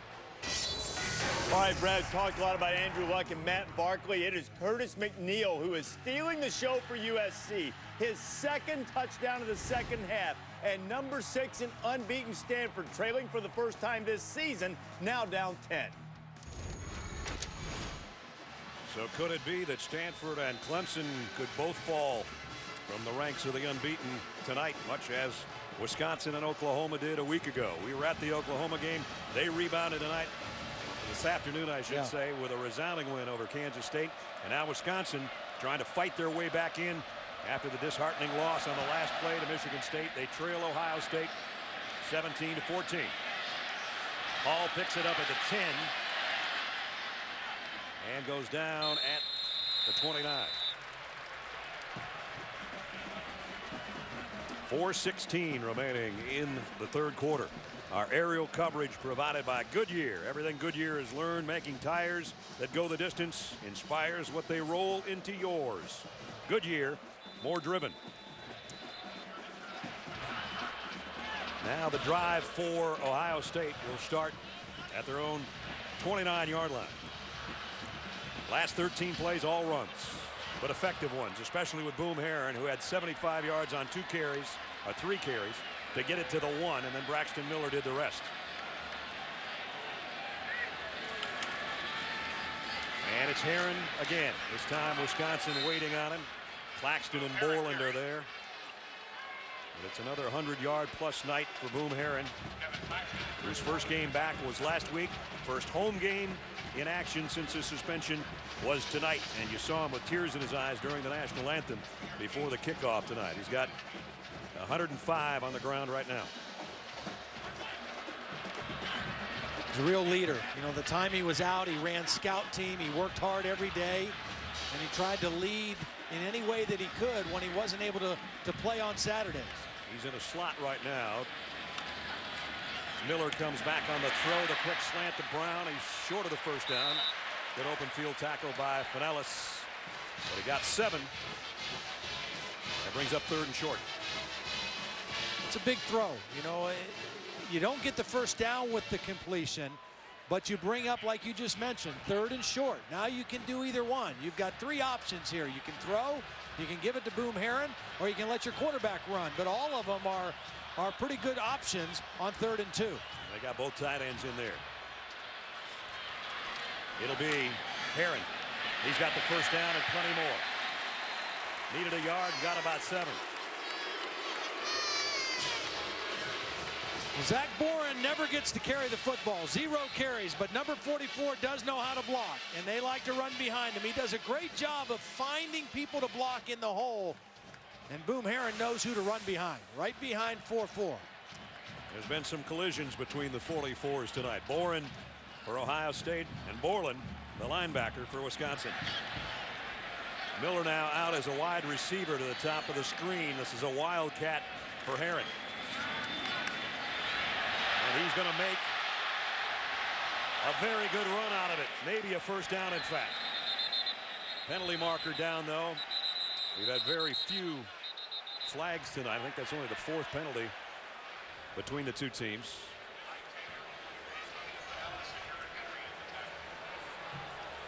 So other than reviews tonight, you haven't heard much from Dave Whitvote. But I think we're going to get a holding from Dave right here. During the run, holding, 80, offense, 10-yard penalty, repeat first down.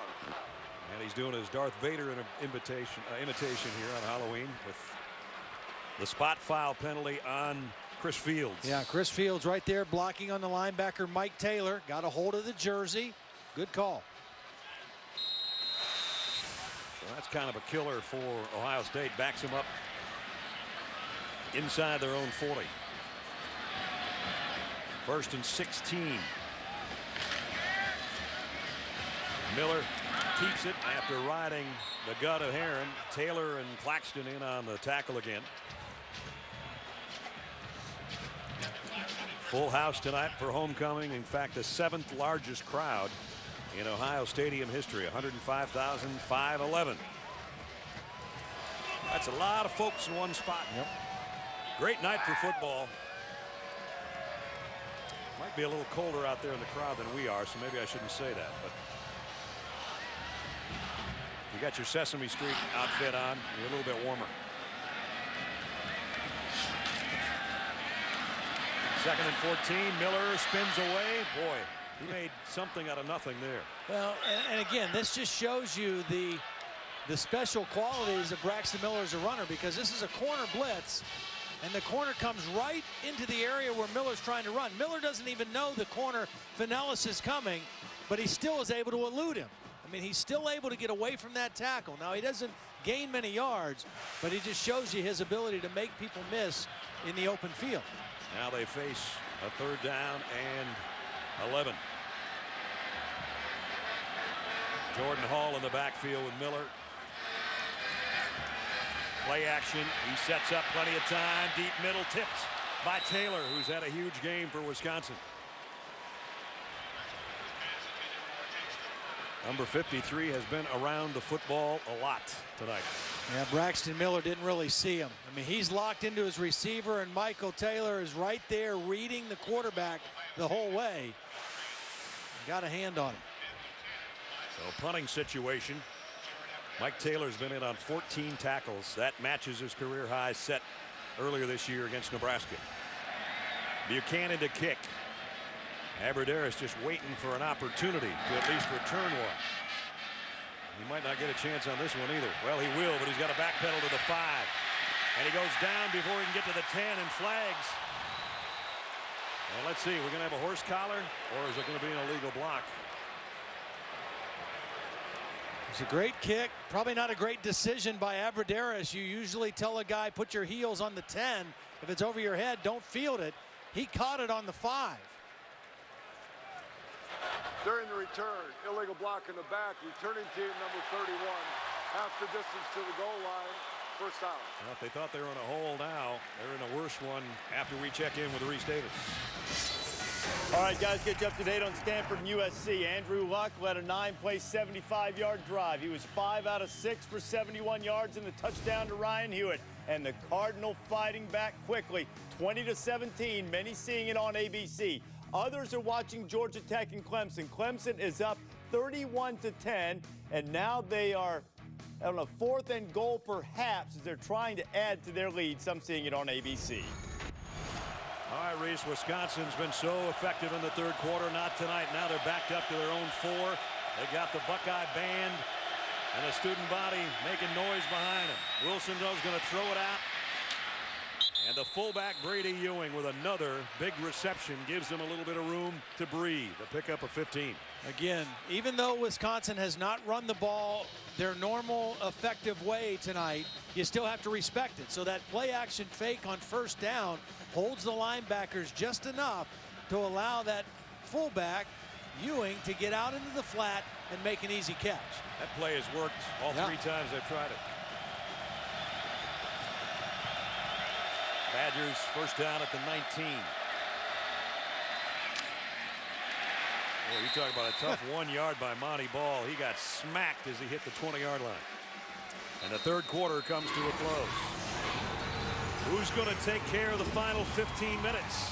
That'll tell the story. If Wisconsin can bounce back or if Ohio State can pull off an upset. A quarter to go in Columbus.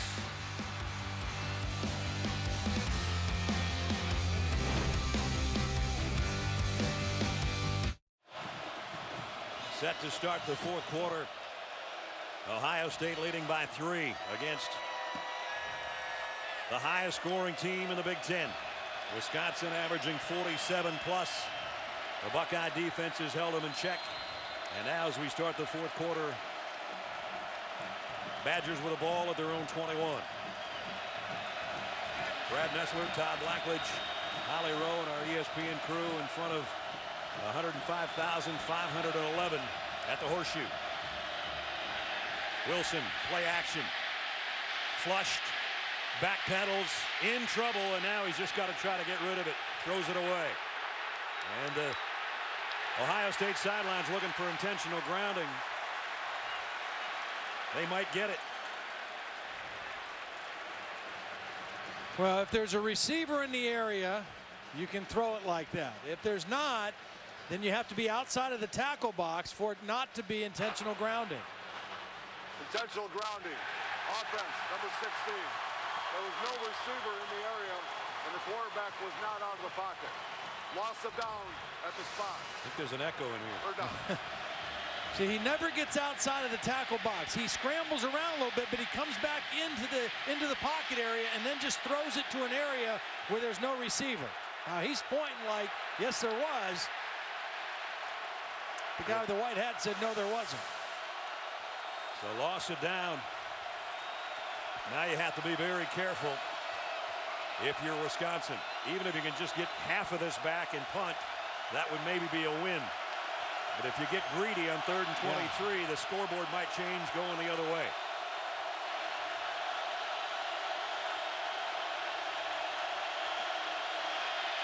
Wilson from his own end zone, in and out of the hands on a great hit by Christian Bryant. The hit on Pedersen, the tight end.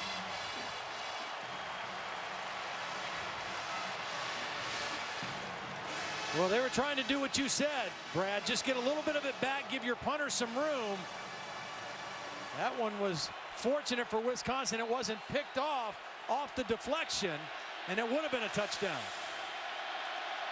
Ohio State's got 10 guys up. Nortman's had 1 blocked already tonight, 1 block last week. Now they have the return on. They back away from the rush, but it's going to be great field position because Hall takes it at the 45. Hall inside the 35. 40-yard kick rather, and a 13-yard return. Third quarter. First it was a long run by Boom Herron of 57 yards. He came back in, took another one, 17, got him down close where Braxton Miller scored from a yard out. Then the block punt. Again they set up shop at the 1-yard line, and Jordan Hall does the honors from a yard away. Wisconsin battled back to score a touchdown. That's where we are, 17-14. Wisconsin will blitz. And Boom Herron's going to run by where Borland blitzed from, and he picks up 7 yards. Yeah, the blitz comes inside, and Herron alertly saw it and bounced the play outside. Borland ran himself right out of the play with that inside path on the blitz. Boy, any kind of points here for Ohio State, as stingy as their defense has been. Wisconsin's going to have its work cut out for them. 2nd and 3. Herron brought down after a pickup of a yard by Shelton Johnson, I beg your pardon. 3rd down upcoming. They're already in field goal range.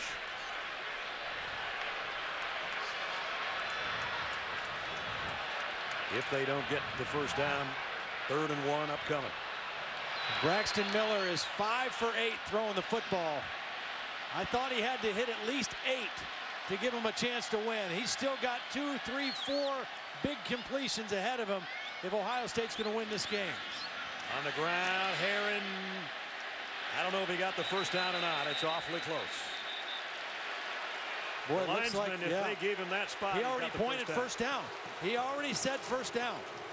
Gave him the forward progress and called for first down. We already had one of those tonight that we thought was kind of a gracious spot. We'll see if they look at this one. Yeah, right there, that might be good enough.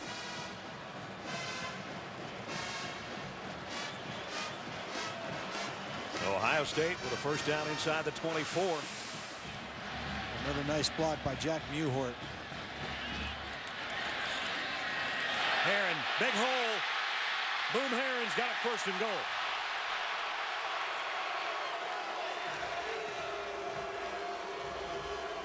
Well, we talked about the collisions, 44 on 44. This is it right here. Watch Boron hit Borland and put him on his back. Ooh. They say there's not a place for a fullback in college football anymore with all the spread offenses. I beg to differ on that play. Buckeyes 1st and goal.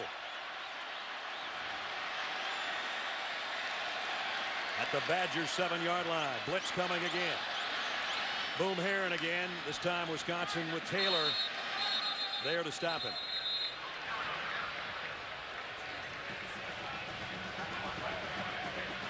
Second down and goal, and we're down to 12 minutes to play. A 10-point lead right now for Luke Fickell's Buckeyes would be pretty huge the way his defense is playing. And see, this is the kind of game that Ohio State is kind of used to. They won 17-7 at Illinois 2 weeks ago. The last game they played here, they lost 10-7 to Michigan State. So this is their kind of game. Wisconsin is not used to this kind of a game. Herron again, trying to cut it outside, cuts back inside, runs into guess who? Mike Taylor. Got a yard. 3rd and goal. I told you he might have 25 tackles before it's over. He got about 16 right now.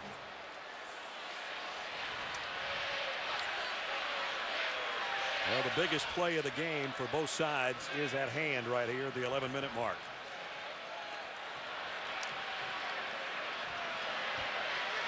Well, Ohio State is obviously wants points here, but they're working that clock as well.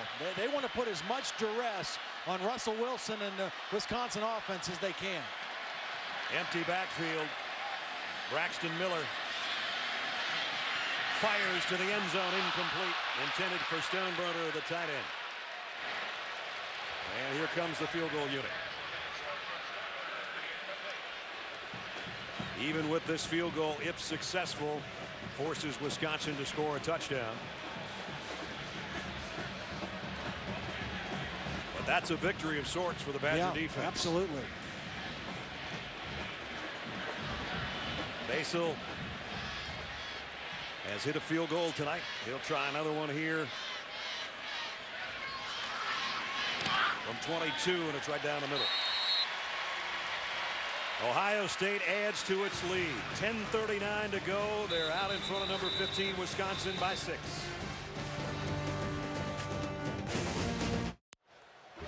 Let's take a look at our All-State good hands play of the night. More like a good block play. Great hands by Ryan Shazer, the freshman out of Plantation, Florida, coming around the corner and blocking Nortman's punt. That set up the Buckeyes at the 1-yard line. 3 plays later, they scored a touchdown. That's a lead they haven't relinquished. And I'll tell you what, watch Shazer on this kickoff. He flies down the field and is a one-man wedge buster. I mean, he is a guy who likes being on special teams.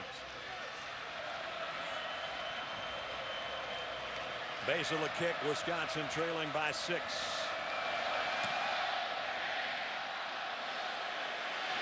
Aberderis from the 10. Aberderis across the 30 and out close to the 40-yard line. Basel, the kicker, made the stop, but a nice return by Aberderis at 29 yards as we check in with Reese Davis. All right, Brad, USC and Stanford again. Cardinal got the ball back quickly. Direct snap to Tyler Gaffney and his trickeration. Andrew Luck unleashes one for the freshman Ty Montgomery. A pickup of 62. Shoestring tackle kept him out of the end zone, but it would not keep Luck out. On a 1st and goal, wanted to throw it, might as well run it. Headed to the 4th quarter on ABC, and undefeated Stanford's back on top by 4. A once defeated Wisconsin trying to come from behind here in Columbus. And Monty Ball, there haven't been any big runs against this Buckeye defense tonight. And that's been the story of the game. The front 7 of the Ohio State defense has controlled the line of scrimmage. And Wisconsin, who is normally able to run the football and impose their will on anybody they play, have not been able to do that against Ohio State. They've been able to hit some passes, but they've not been a balanced offense because of the play up front by the Ohio State defense. Tune in motion. He's been quiet since the 2nd quarter. They're going to flip one out there to him. And Nick Tune's got a first down into Buckeye territory. Picked up a 14. Yeah, missed tackle by C.J. Barnett. And this is pretty well covered, and C.J. Barnett's going to take a good angle to Tune, just doesn't make a good tackle. He kind of stutter steps right at the end. He slows down and then goes to his knees and misses the tackle. I remember hearing Chris Spielman, a former Buckeye, say, try to run through the man, not to the man, run through him. That time, Barnett ran to him and missed the tackle. Badger first down at the Buckeye 46. Ball. A tough 2. That's it. Adam Bellamy, defensive tackle on the stop. That front line of Hankins and Goebel and Simon and Moore, Bellamy, those guys backed up by Sweat and Klein and Sabino and company in that linebacking core, and has taken all of that 6'5", 325 pounds a man of Wisconsin and done their job. We thought it'd be a battle in the trenches. Both coaches told us that. It's become that.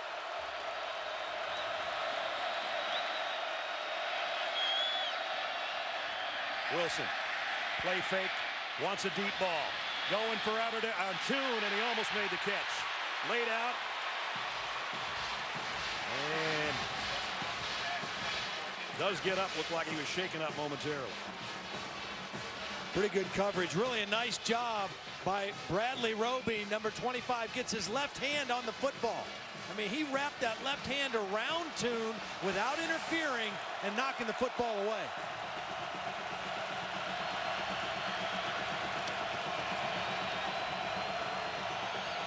A huge 3rd down for Wisconsin. I'll tell you what, if you want some success, if you're Wisconsin, you better figure out a way to block 54. Wilson steps up in the pocket. He's going to run with it all the way. He's not going to get there, though, but it's 4th and a long yard. And the wheels are turning in the head coach of the Badgers.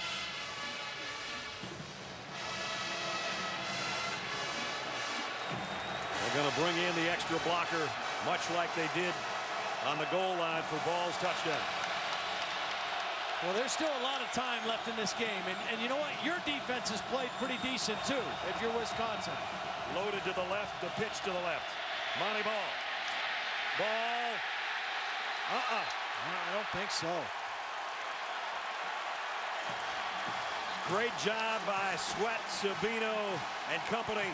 And the Buckeyes stop the Badgers on 4th down.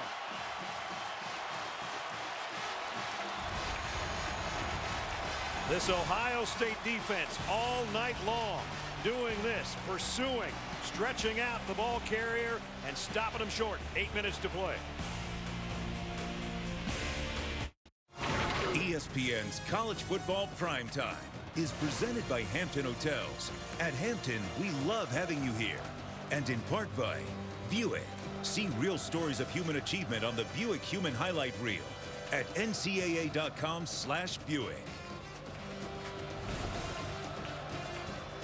You look in on the horseshoe from the Goodyear blimp and you see that Ohio State is leading Wisconsin with 8 minutes, 4 seconds remaining.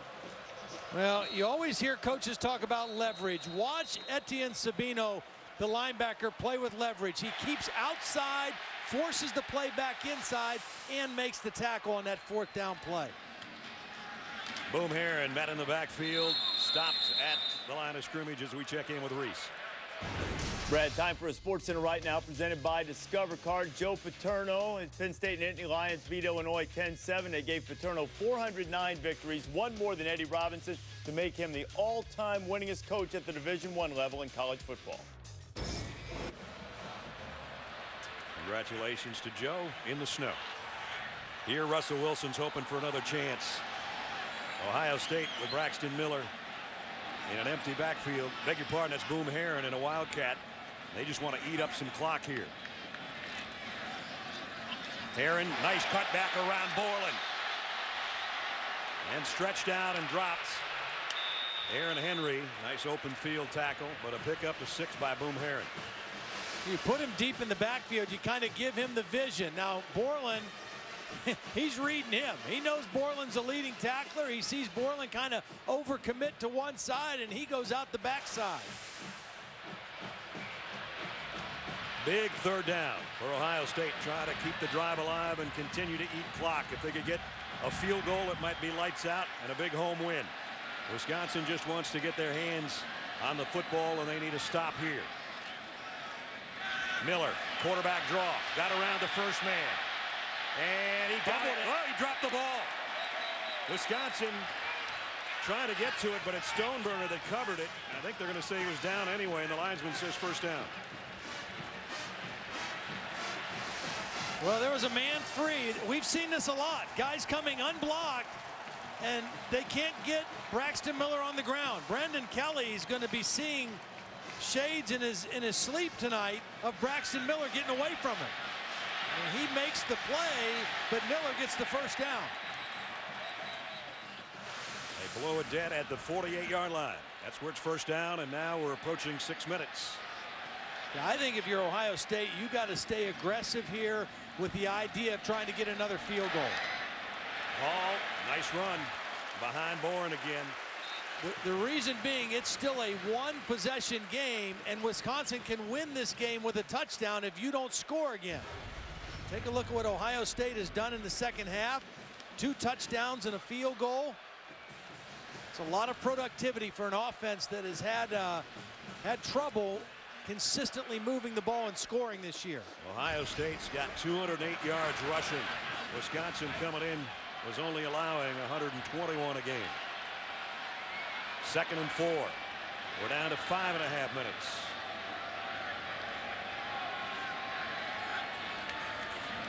Herron behind his fullback. Borland's got him this time, about 2 yards shy of the 1st down. Again, Wisconsin with 2 timeouts remaining.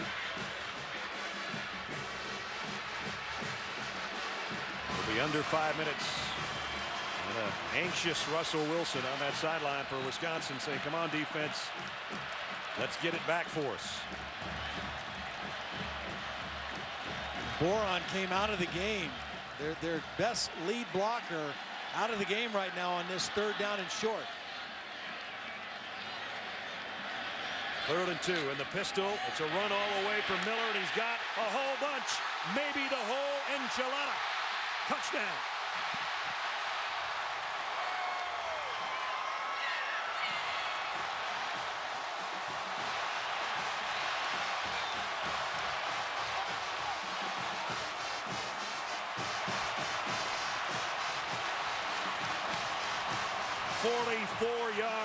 Career-long touchdown by the freshman quarterback.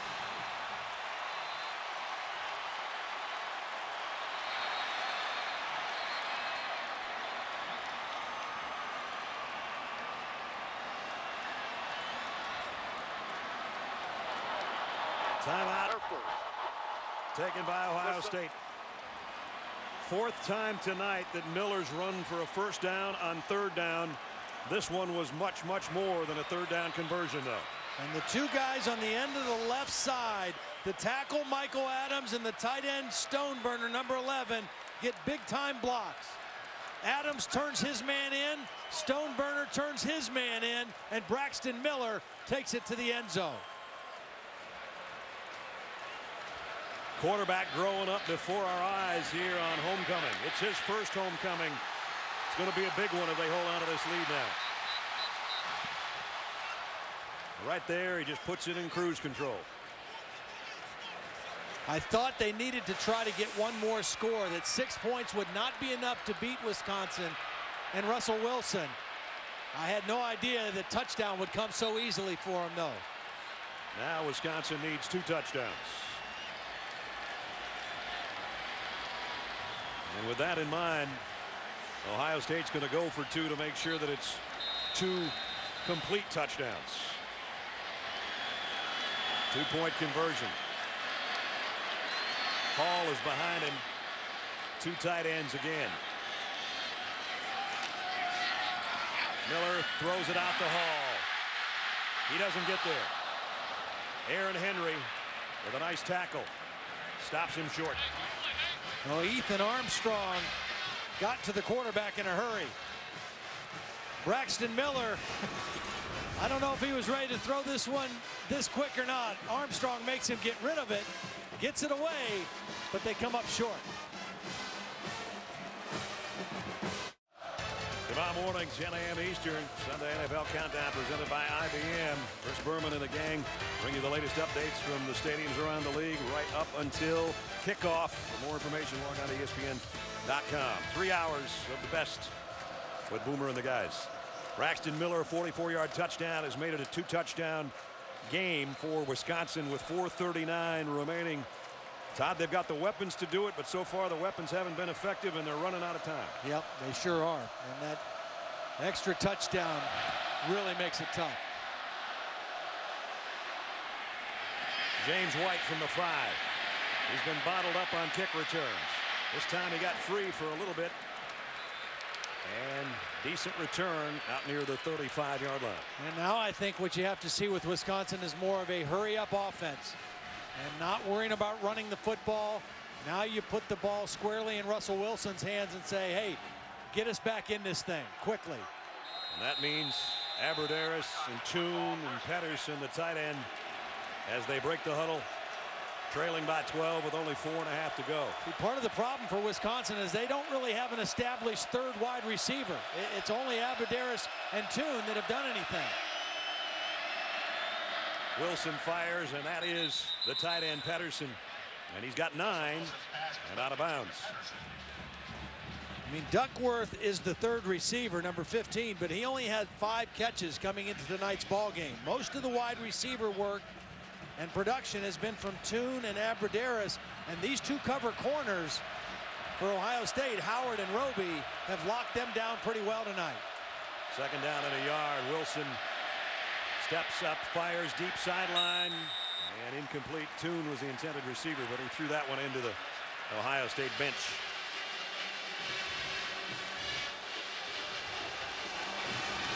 have to worry about picking up the first down here at the 4:09 mark.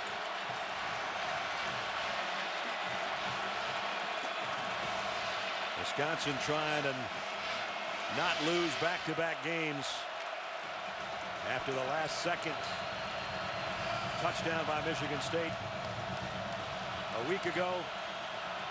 Now they're at Ohio State trying to come from behind. Sprint draw. Monty Ball inside the 20. Best run of the night by Monty Ball.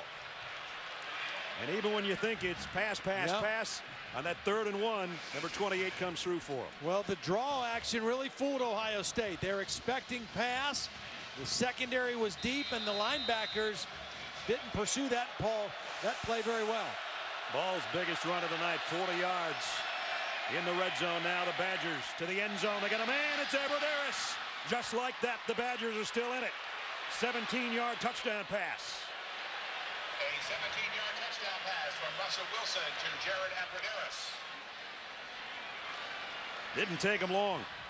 Well, Duckworth is the middle receiver, number 15. He's going to occupy the safety, and that's going to allow Abbrederis to beat Roby and not have to worry about the safety coming over the top to help. Duckworth was a decoy, and he did his job well for Abbrederis.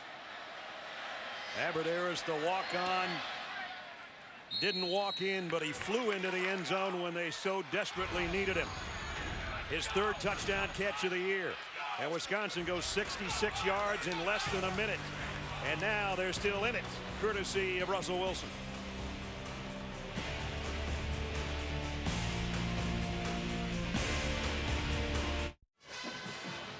Pretty nice when your son sends you tickets from Iraq to be in Columbus. We hope sometimes we can return the favor and send him some tickets. He can come home, watch a game in Columbus. It'd be even better. Got a lot of our military here tonight. Russell Wilson in 51 seconds took Wisconsin down the field. Monty Ball at a 40-yard run. Wilson's 2nd touchdown toss of the night has the Badgers back in it. And they're right back where they were. 1-score game. A touchdown wins it. No need to onside kick. Kick it deep, play defense, and get the ball back. Alec Lerner to kick off. And the line drive is a deep one. 4 yards in. Jordan Hall's going to bring it out. Hall to the 15, broke a tackle, still will be stopped short of the 20. And that's where Ohio State's got it with 3:42 remaining. Both teams with 2 timeouts. Aerial coverage provided by Goodyear. Everything Goodyear's learned making tires that go the distance inspires what they roll into yours. Goodyear, more driven. 2 driven Big Ten teams here tonight. It was a battle. Wisconsin had the lead at halftime. Ohio State controlled the 3rd quarter courtesy of a block punt. And then it looked like maybe their freshman quarterback had put it out of reach, but the senior quarterback of Wisconsin thought likewise. I think this is the biggest play of the game for Ohio State right here. This first down play has got to be positive. Herron. Positive, but not very much. Picked up 2. Wisconsin is going to commit extra bodies to the line of scrimmage. They're going to count on the fact that Braxton Miller is either not going to have an opportunity to throw it, or if they do call a pass, won't beat him with a throw. But they're not going to get beat on a run. They're going to have at least 8, if not 9 bodies up at the line of scrimmage to stop the Ohio State run. Now the key is if Braxton Miller runs it, getting him on the ground. That's exactly what I was going to say to you. 2nd and 8.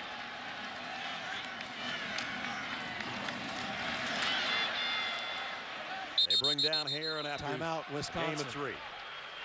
Brett Bielema choosing to use one of his 2 remaining timeouts right there. If they stop this 3rd and long 4, they're going to get the football back. A reminder, coming up 1 o'clock tomorrow, NASCAR Sprint Cup continues at Martinsville. Carl Edwards looking to overcome Martinsville drought and maintain his points lead, while Kevin Harvick tries to rebound from his 2nd straight win at the small half-mile track. There's how it looks. Sprint Cup, 4 races left. Edwards will be on the pole, courtesy of the points lead. Well, I don't think Ohio State is going to throw it here. I mean, that's not been their pattern this second half. So the question for Luke Fickell and Jim Bowman, do you give it to our best player, who's Boom Herron, who Wisconsin is going to expect to get the ball, or do you give it to the guy that has been the toughest for Wisconsin to deal with running, and that's Braxton Miller, but he's a true freshman. There's the numbers between the two. Ohio State in the second half has run it 30 times and passed only twice. Ball game could hinge on this play. 3rd and 5. Miller with those eyes scanning that Badger defense. And it's a run all the way for Miller. And flags are down. He's not going to make it. And we might have a holding to boot. Now he declined the penalty if it's 4th and 1. Yeah, I think it definitely declined if it's 4th down. And Miller got up a little gingerly at the end of the play as well. And Brett Bielema was saying, are we sure it's 4th down? I'm not going to decline a penalty if I don't know if I'm going to make him punt here. It looks like it's 4th and 1 if they decline the penalty. We will straighten it out for you, or the officials will. I don't know. I mean, I think you decline it if it's 4th down, but even if you take the penalty, you back them up. You know they're going to run it again. It takes a little bit more time off, but you're going to get a little bit better field position. Offense number 11. Penalty is declined.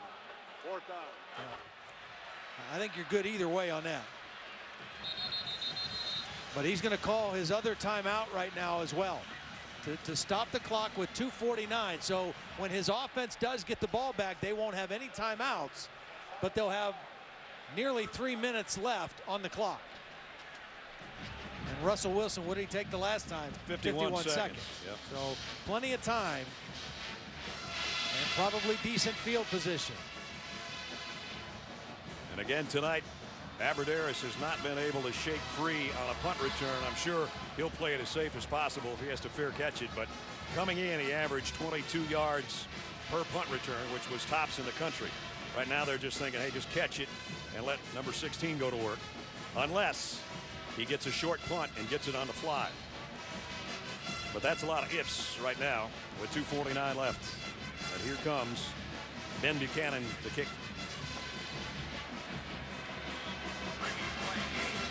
And likewise, Jared Aberderis trots out around his own 30-yard line.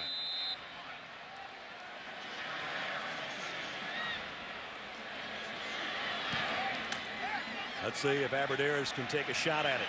He will from the 29. Puts his hand on the ground and only got about 3 on the return, maybe only 2. Nice job by Ohio State special teams down there. Well, here we go. No timeouts left for the Badgers. A touchdown wins the game.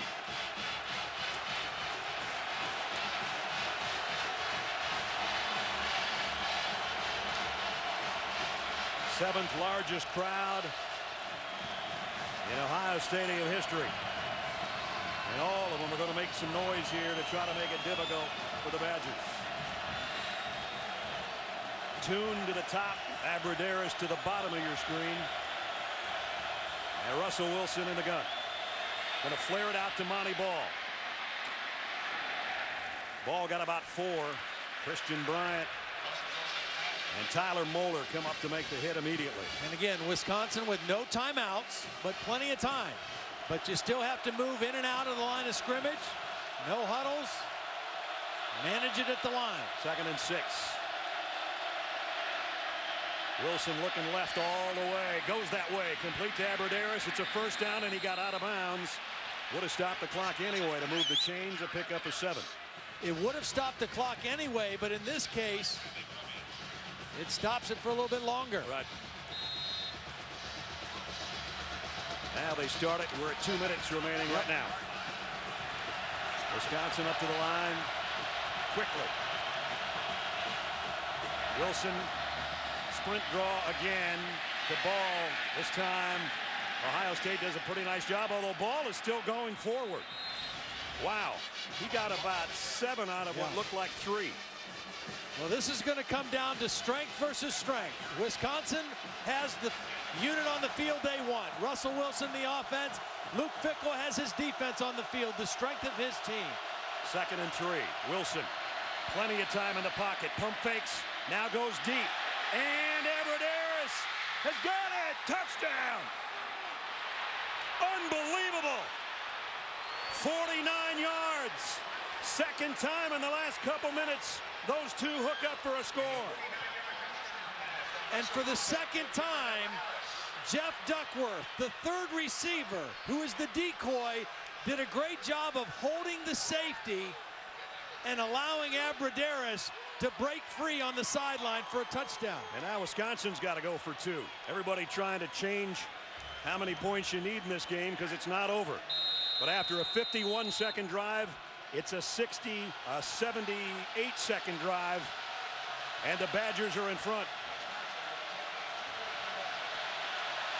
This might save the Badgers' Big Ten season if they can hold on to the lead.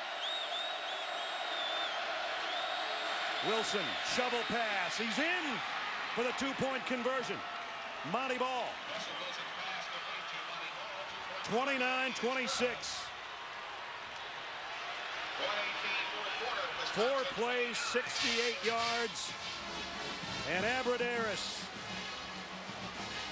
I know Brett Bielema would like to give him that scholarship right now and not wait till January. Well, I'll tell you what, Abbrederis needs to thank Jeff Duckworth too, because the 2nd time, this is Duckworth. He's going to run right at this safety and hold him. Now there's going to be a pump fake as well by Russell Wilson that's going to keep Christian Bryant right in the middle of the field, and Abbrederis out wide catches it before Bryant can get back to him. But the combination of Duckworth running at the safety and the pump fake by Wilson opened it up for Abbrederis in the touchdown. And here's the 2-pointer on the shovel pass to Monty Ball, who's run for 1, caught 1, and now caught a 2-point conversion.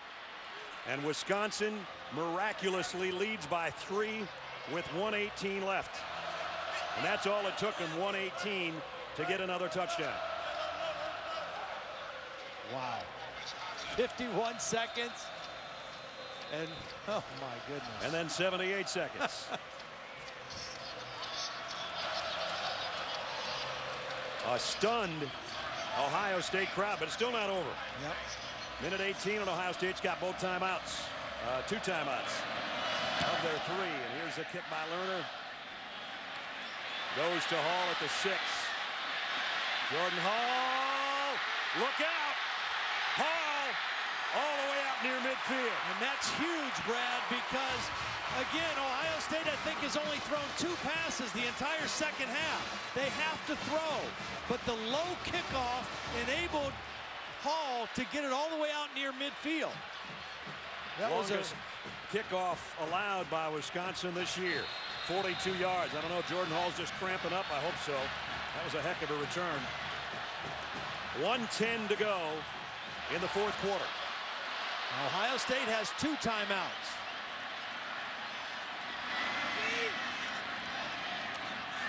Braxton Miller throws across the middle, got it to Boren, his tight end. He picked up 7. And they're hustling up to the line with less than a minute to go. Drew Basil's long field goal of the year, 47 yards. Pressure. Miller is going to be dropped down before he can get to the first down. Short of the first down, so Luke Fickell's going to need to use one of those timeouts. Well, those 2 guys are taking it for sure in the crowd.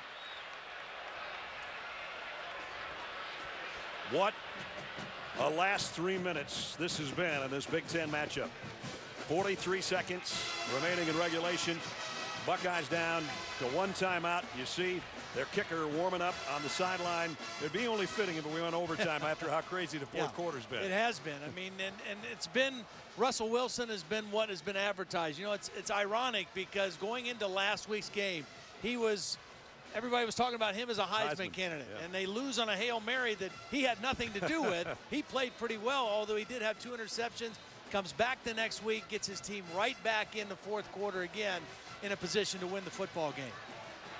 And he's still over there on the headset There's his numbers, 3 touchdowns again tonight. Just a brilliant last 4 minutes. Yeah. And there's an anxious kicker. He wants a chance.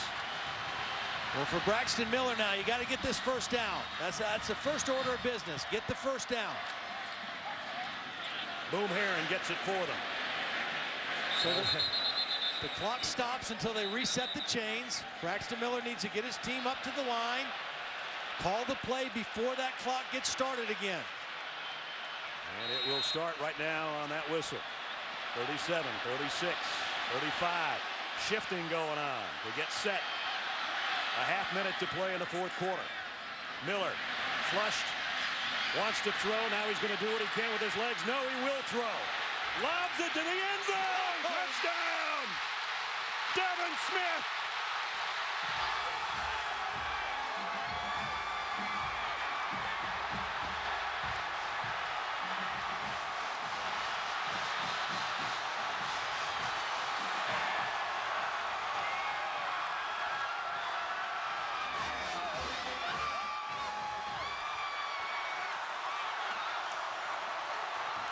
Another Hail Mary against Wisconsin.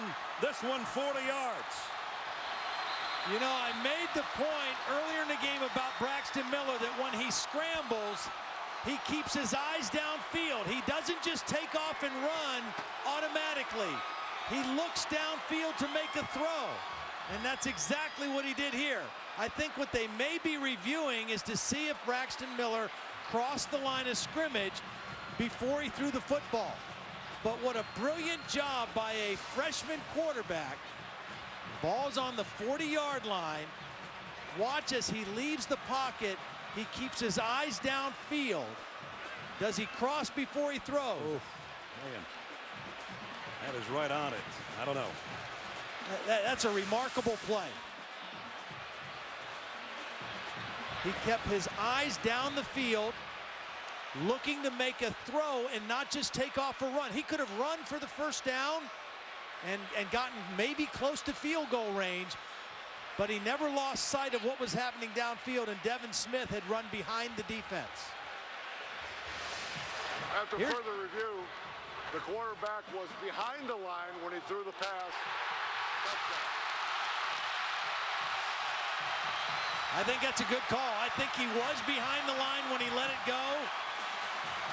I think Wisconsin assumed he was going to run when he scrambled, and Devin Smith got behind the defense. Wow. An all-important point after, because we still have 20 seconds left.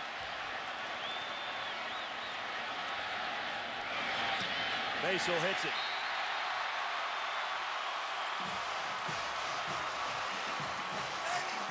Does Russell Wilson have a 20-second miracle in his pocket? If not, the freshman quarterback and his first homecoming is going to be the homecoming king. Well, Devin Smith is another freshman, and he's going to run a deep post. And Wisconsin kind of relaxes thinking that he's going to run, and you never let anybody get behind you. Both safeties kind of went to sleep watching Braxton Miller, assuming he was going to run. And Devin Smith snuck behind him, and Braxton Miller never took his eyes off the downfield and made a huge, improbable play.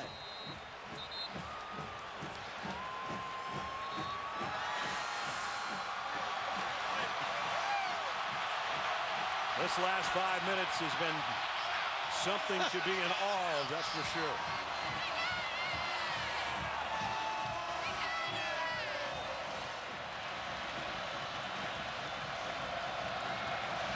Brad, I said Braxton Miller needed to complete at least 8. We might be able to stop at 7 with that one. I'm going to count that one for 2.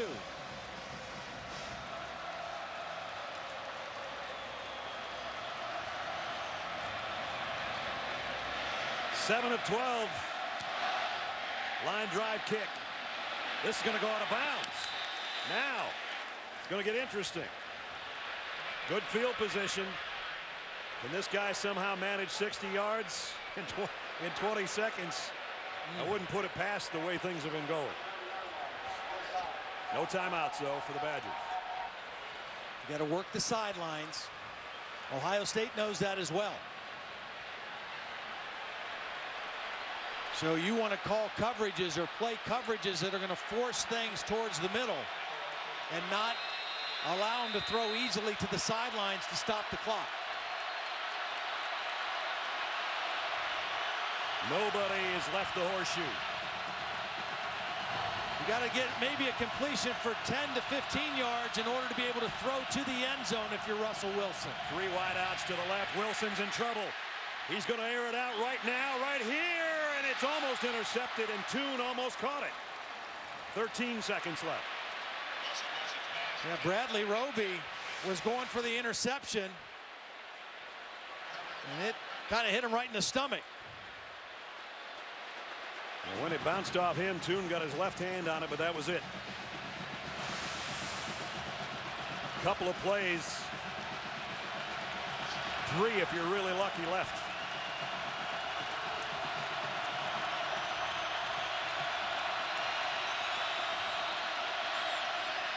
Wilson, flush from the pocket. That takes time, but he goes deep again. He's got a man, and Tune's, oh, he had it and dropped it.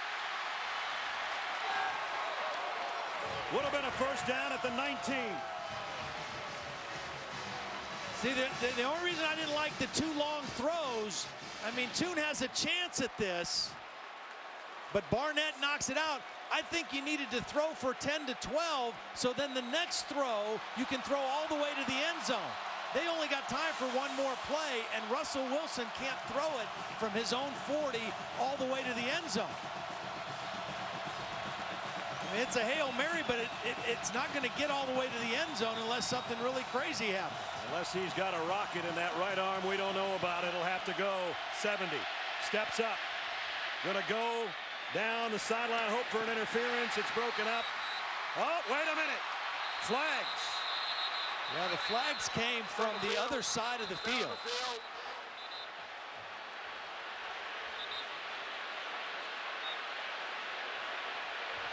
This might give the 1 more play Wisconsin needs.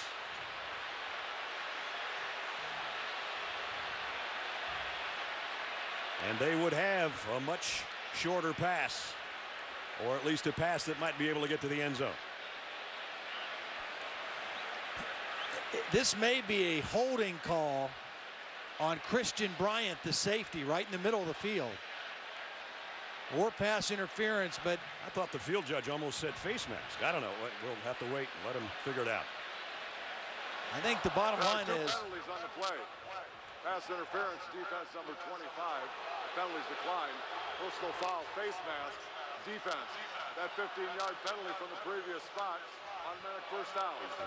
Automatic first down for Wisconsin, and 1 play, and they're going to have an opportunity here in Buckeye territory. Yeah, see, now the 15-yard penalty, now Russell Wilson can get the football all the way to the end zone. Now it's a little tougher situation for Ohio State.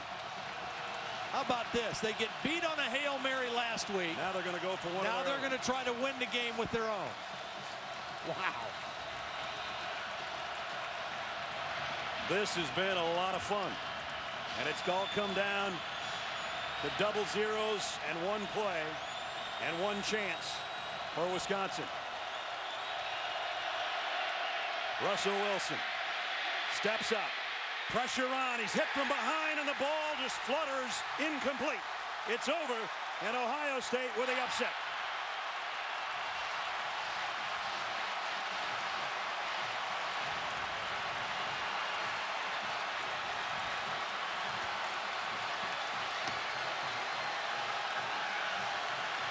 They never got the chance to throw it to the end zone, courtesy of the Buckeye defense. Let's check in with Holland.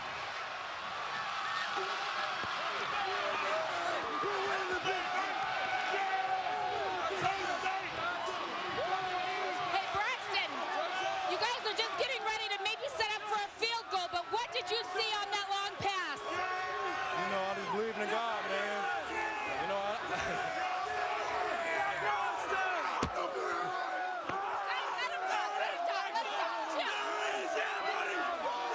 You guys have been struggling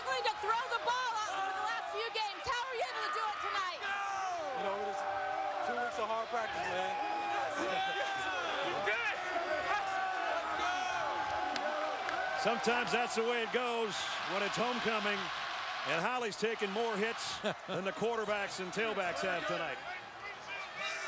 Braxton Miller could only muster a smile after a game-winning touchdown pass, a career-long pass for him, and it provides an upset tonight, 33-29. Well, maybe as fun a 5 minutes in the fourth quarter as you're ever going to see. Yeah, absolutely. And Ohio State's defense came up with the play when they needed. This was Braxton Miller, a freshman, leaving the pocket but keeping his focus downfield. Instead of running, he launches it behind the defense to Devin Smith, another freshman, for the go-ahead touchdown. And then the last play of the game, Andrew Sweat, number 42, is going to chase the play and hit Wilson as he's trying to throw to the end zone to end the football game. Again, the last look at the last play with no time on the clock, courtesy of a penalty. Wisconsin had a chance, and Sweat took it away from him. And then the jubilation on the sideline. The freshman quarterback with a smile on his face, and an upset win, much like a year ago when Wisconsin upset #1 Ohio State. 28 total points in the last 4 minutes 39 seconds. 2 lead changes in the last minute 18. And Ohio State wins it 33-29. Sports Center is coming up next. This has been a presentation of ESPN, the worldwide leader in sports. For Todd Blackledge, Holly Rowe, and our entire crew, Brad Nessler from Columbus. Good night.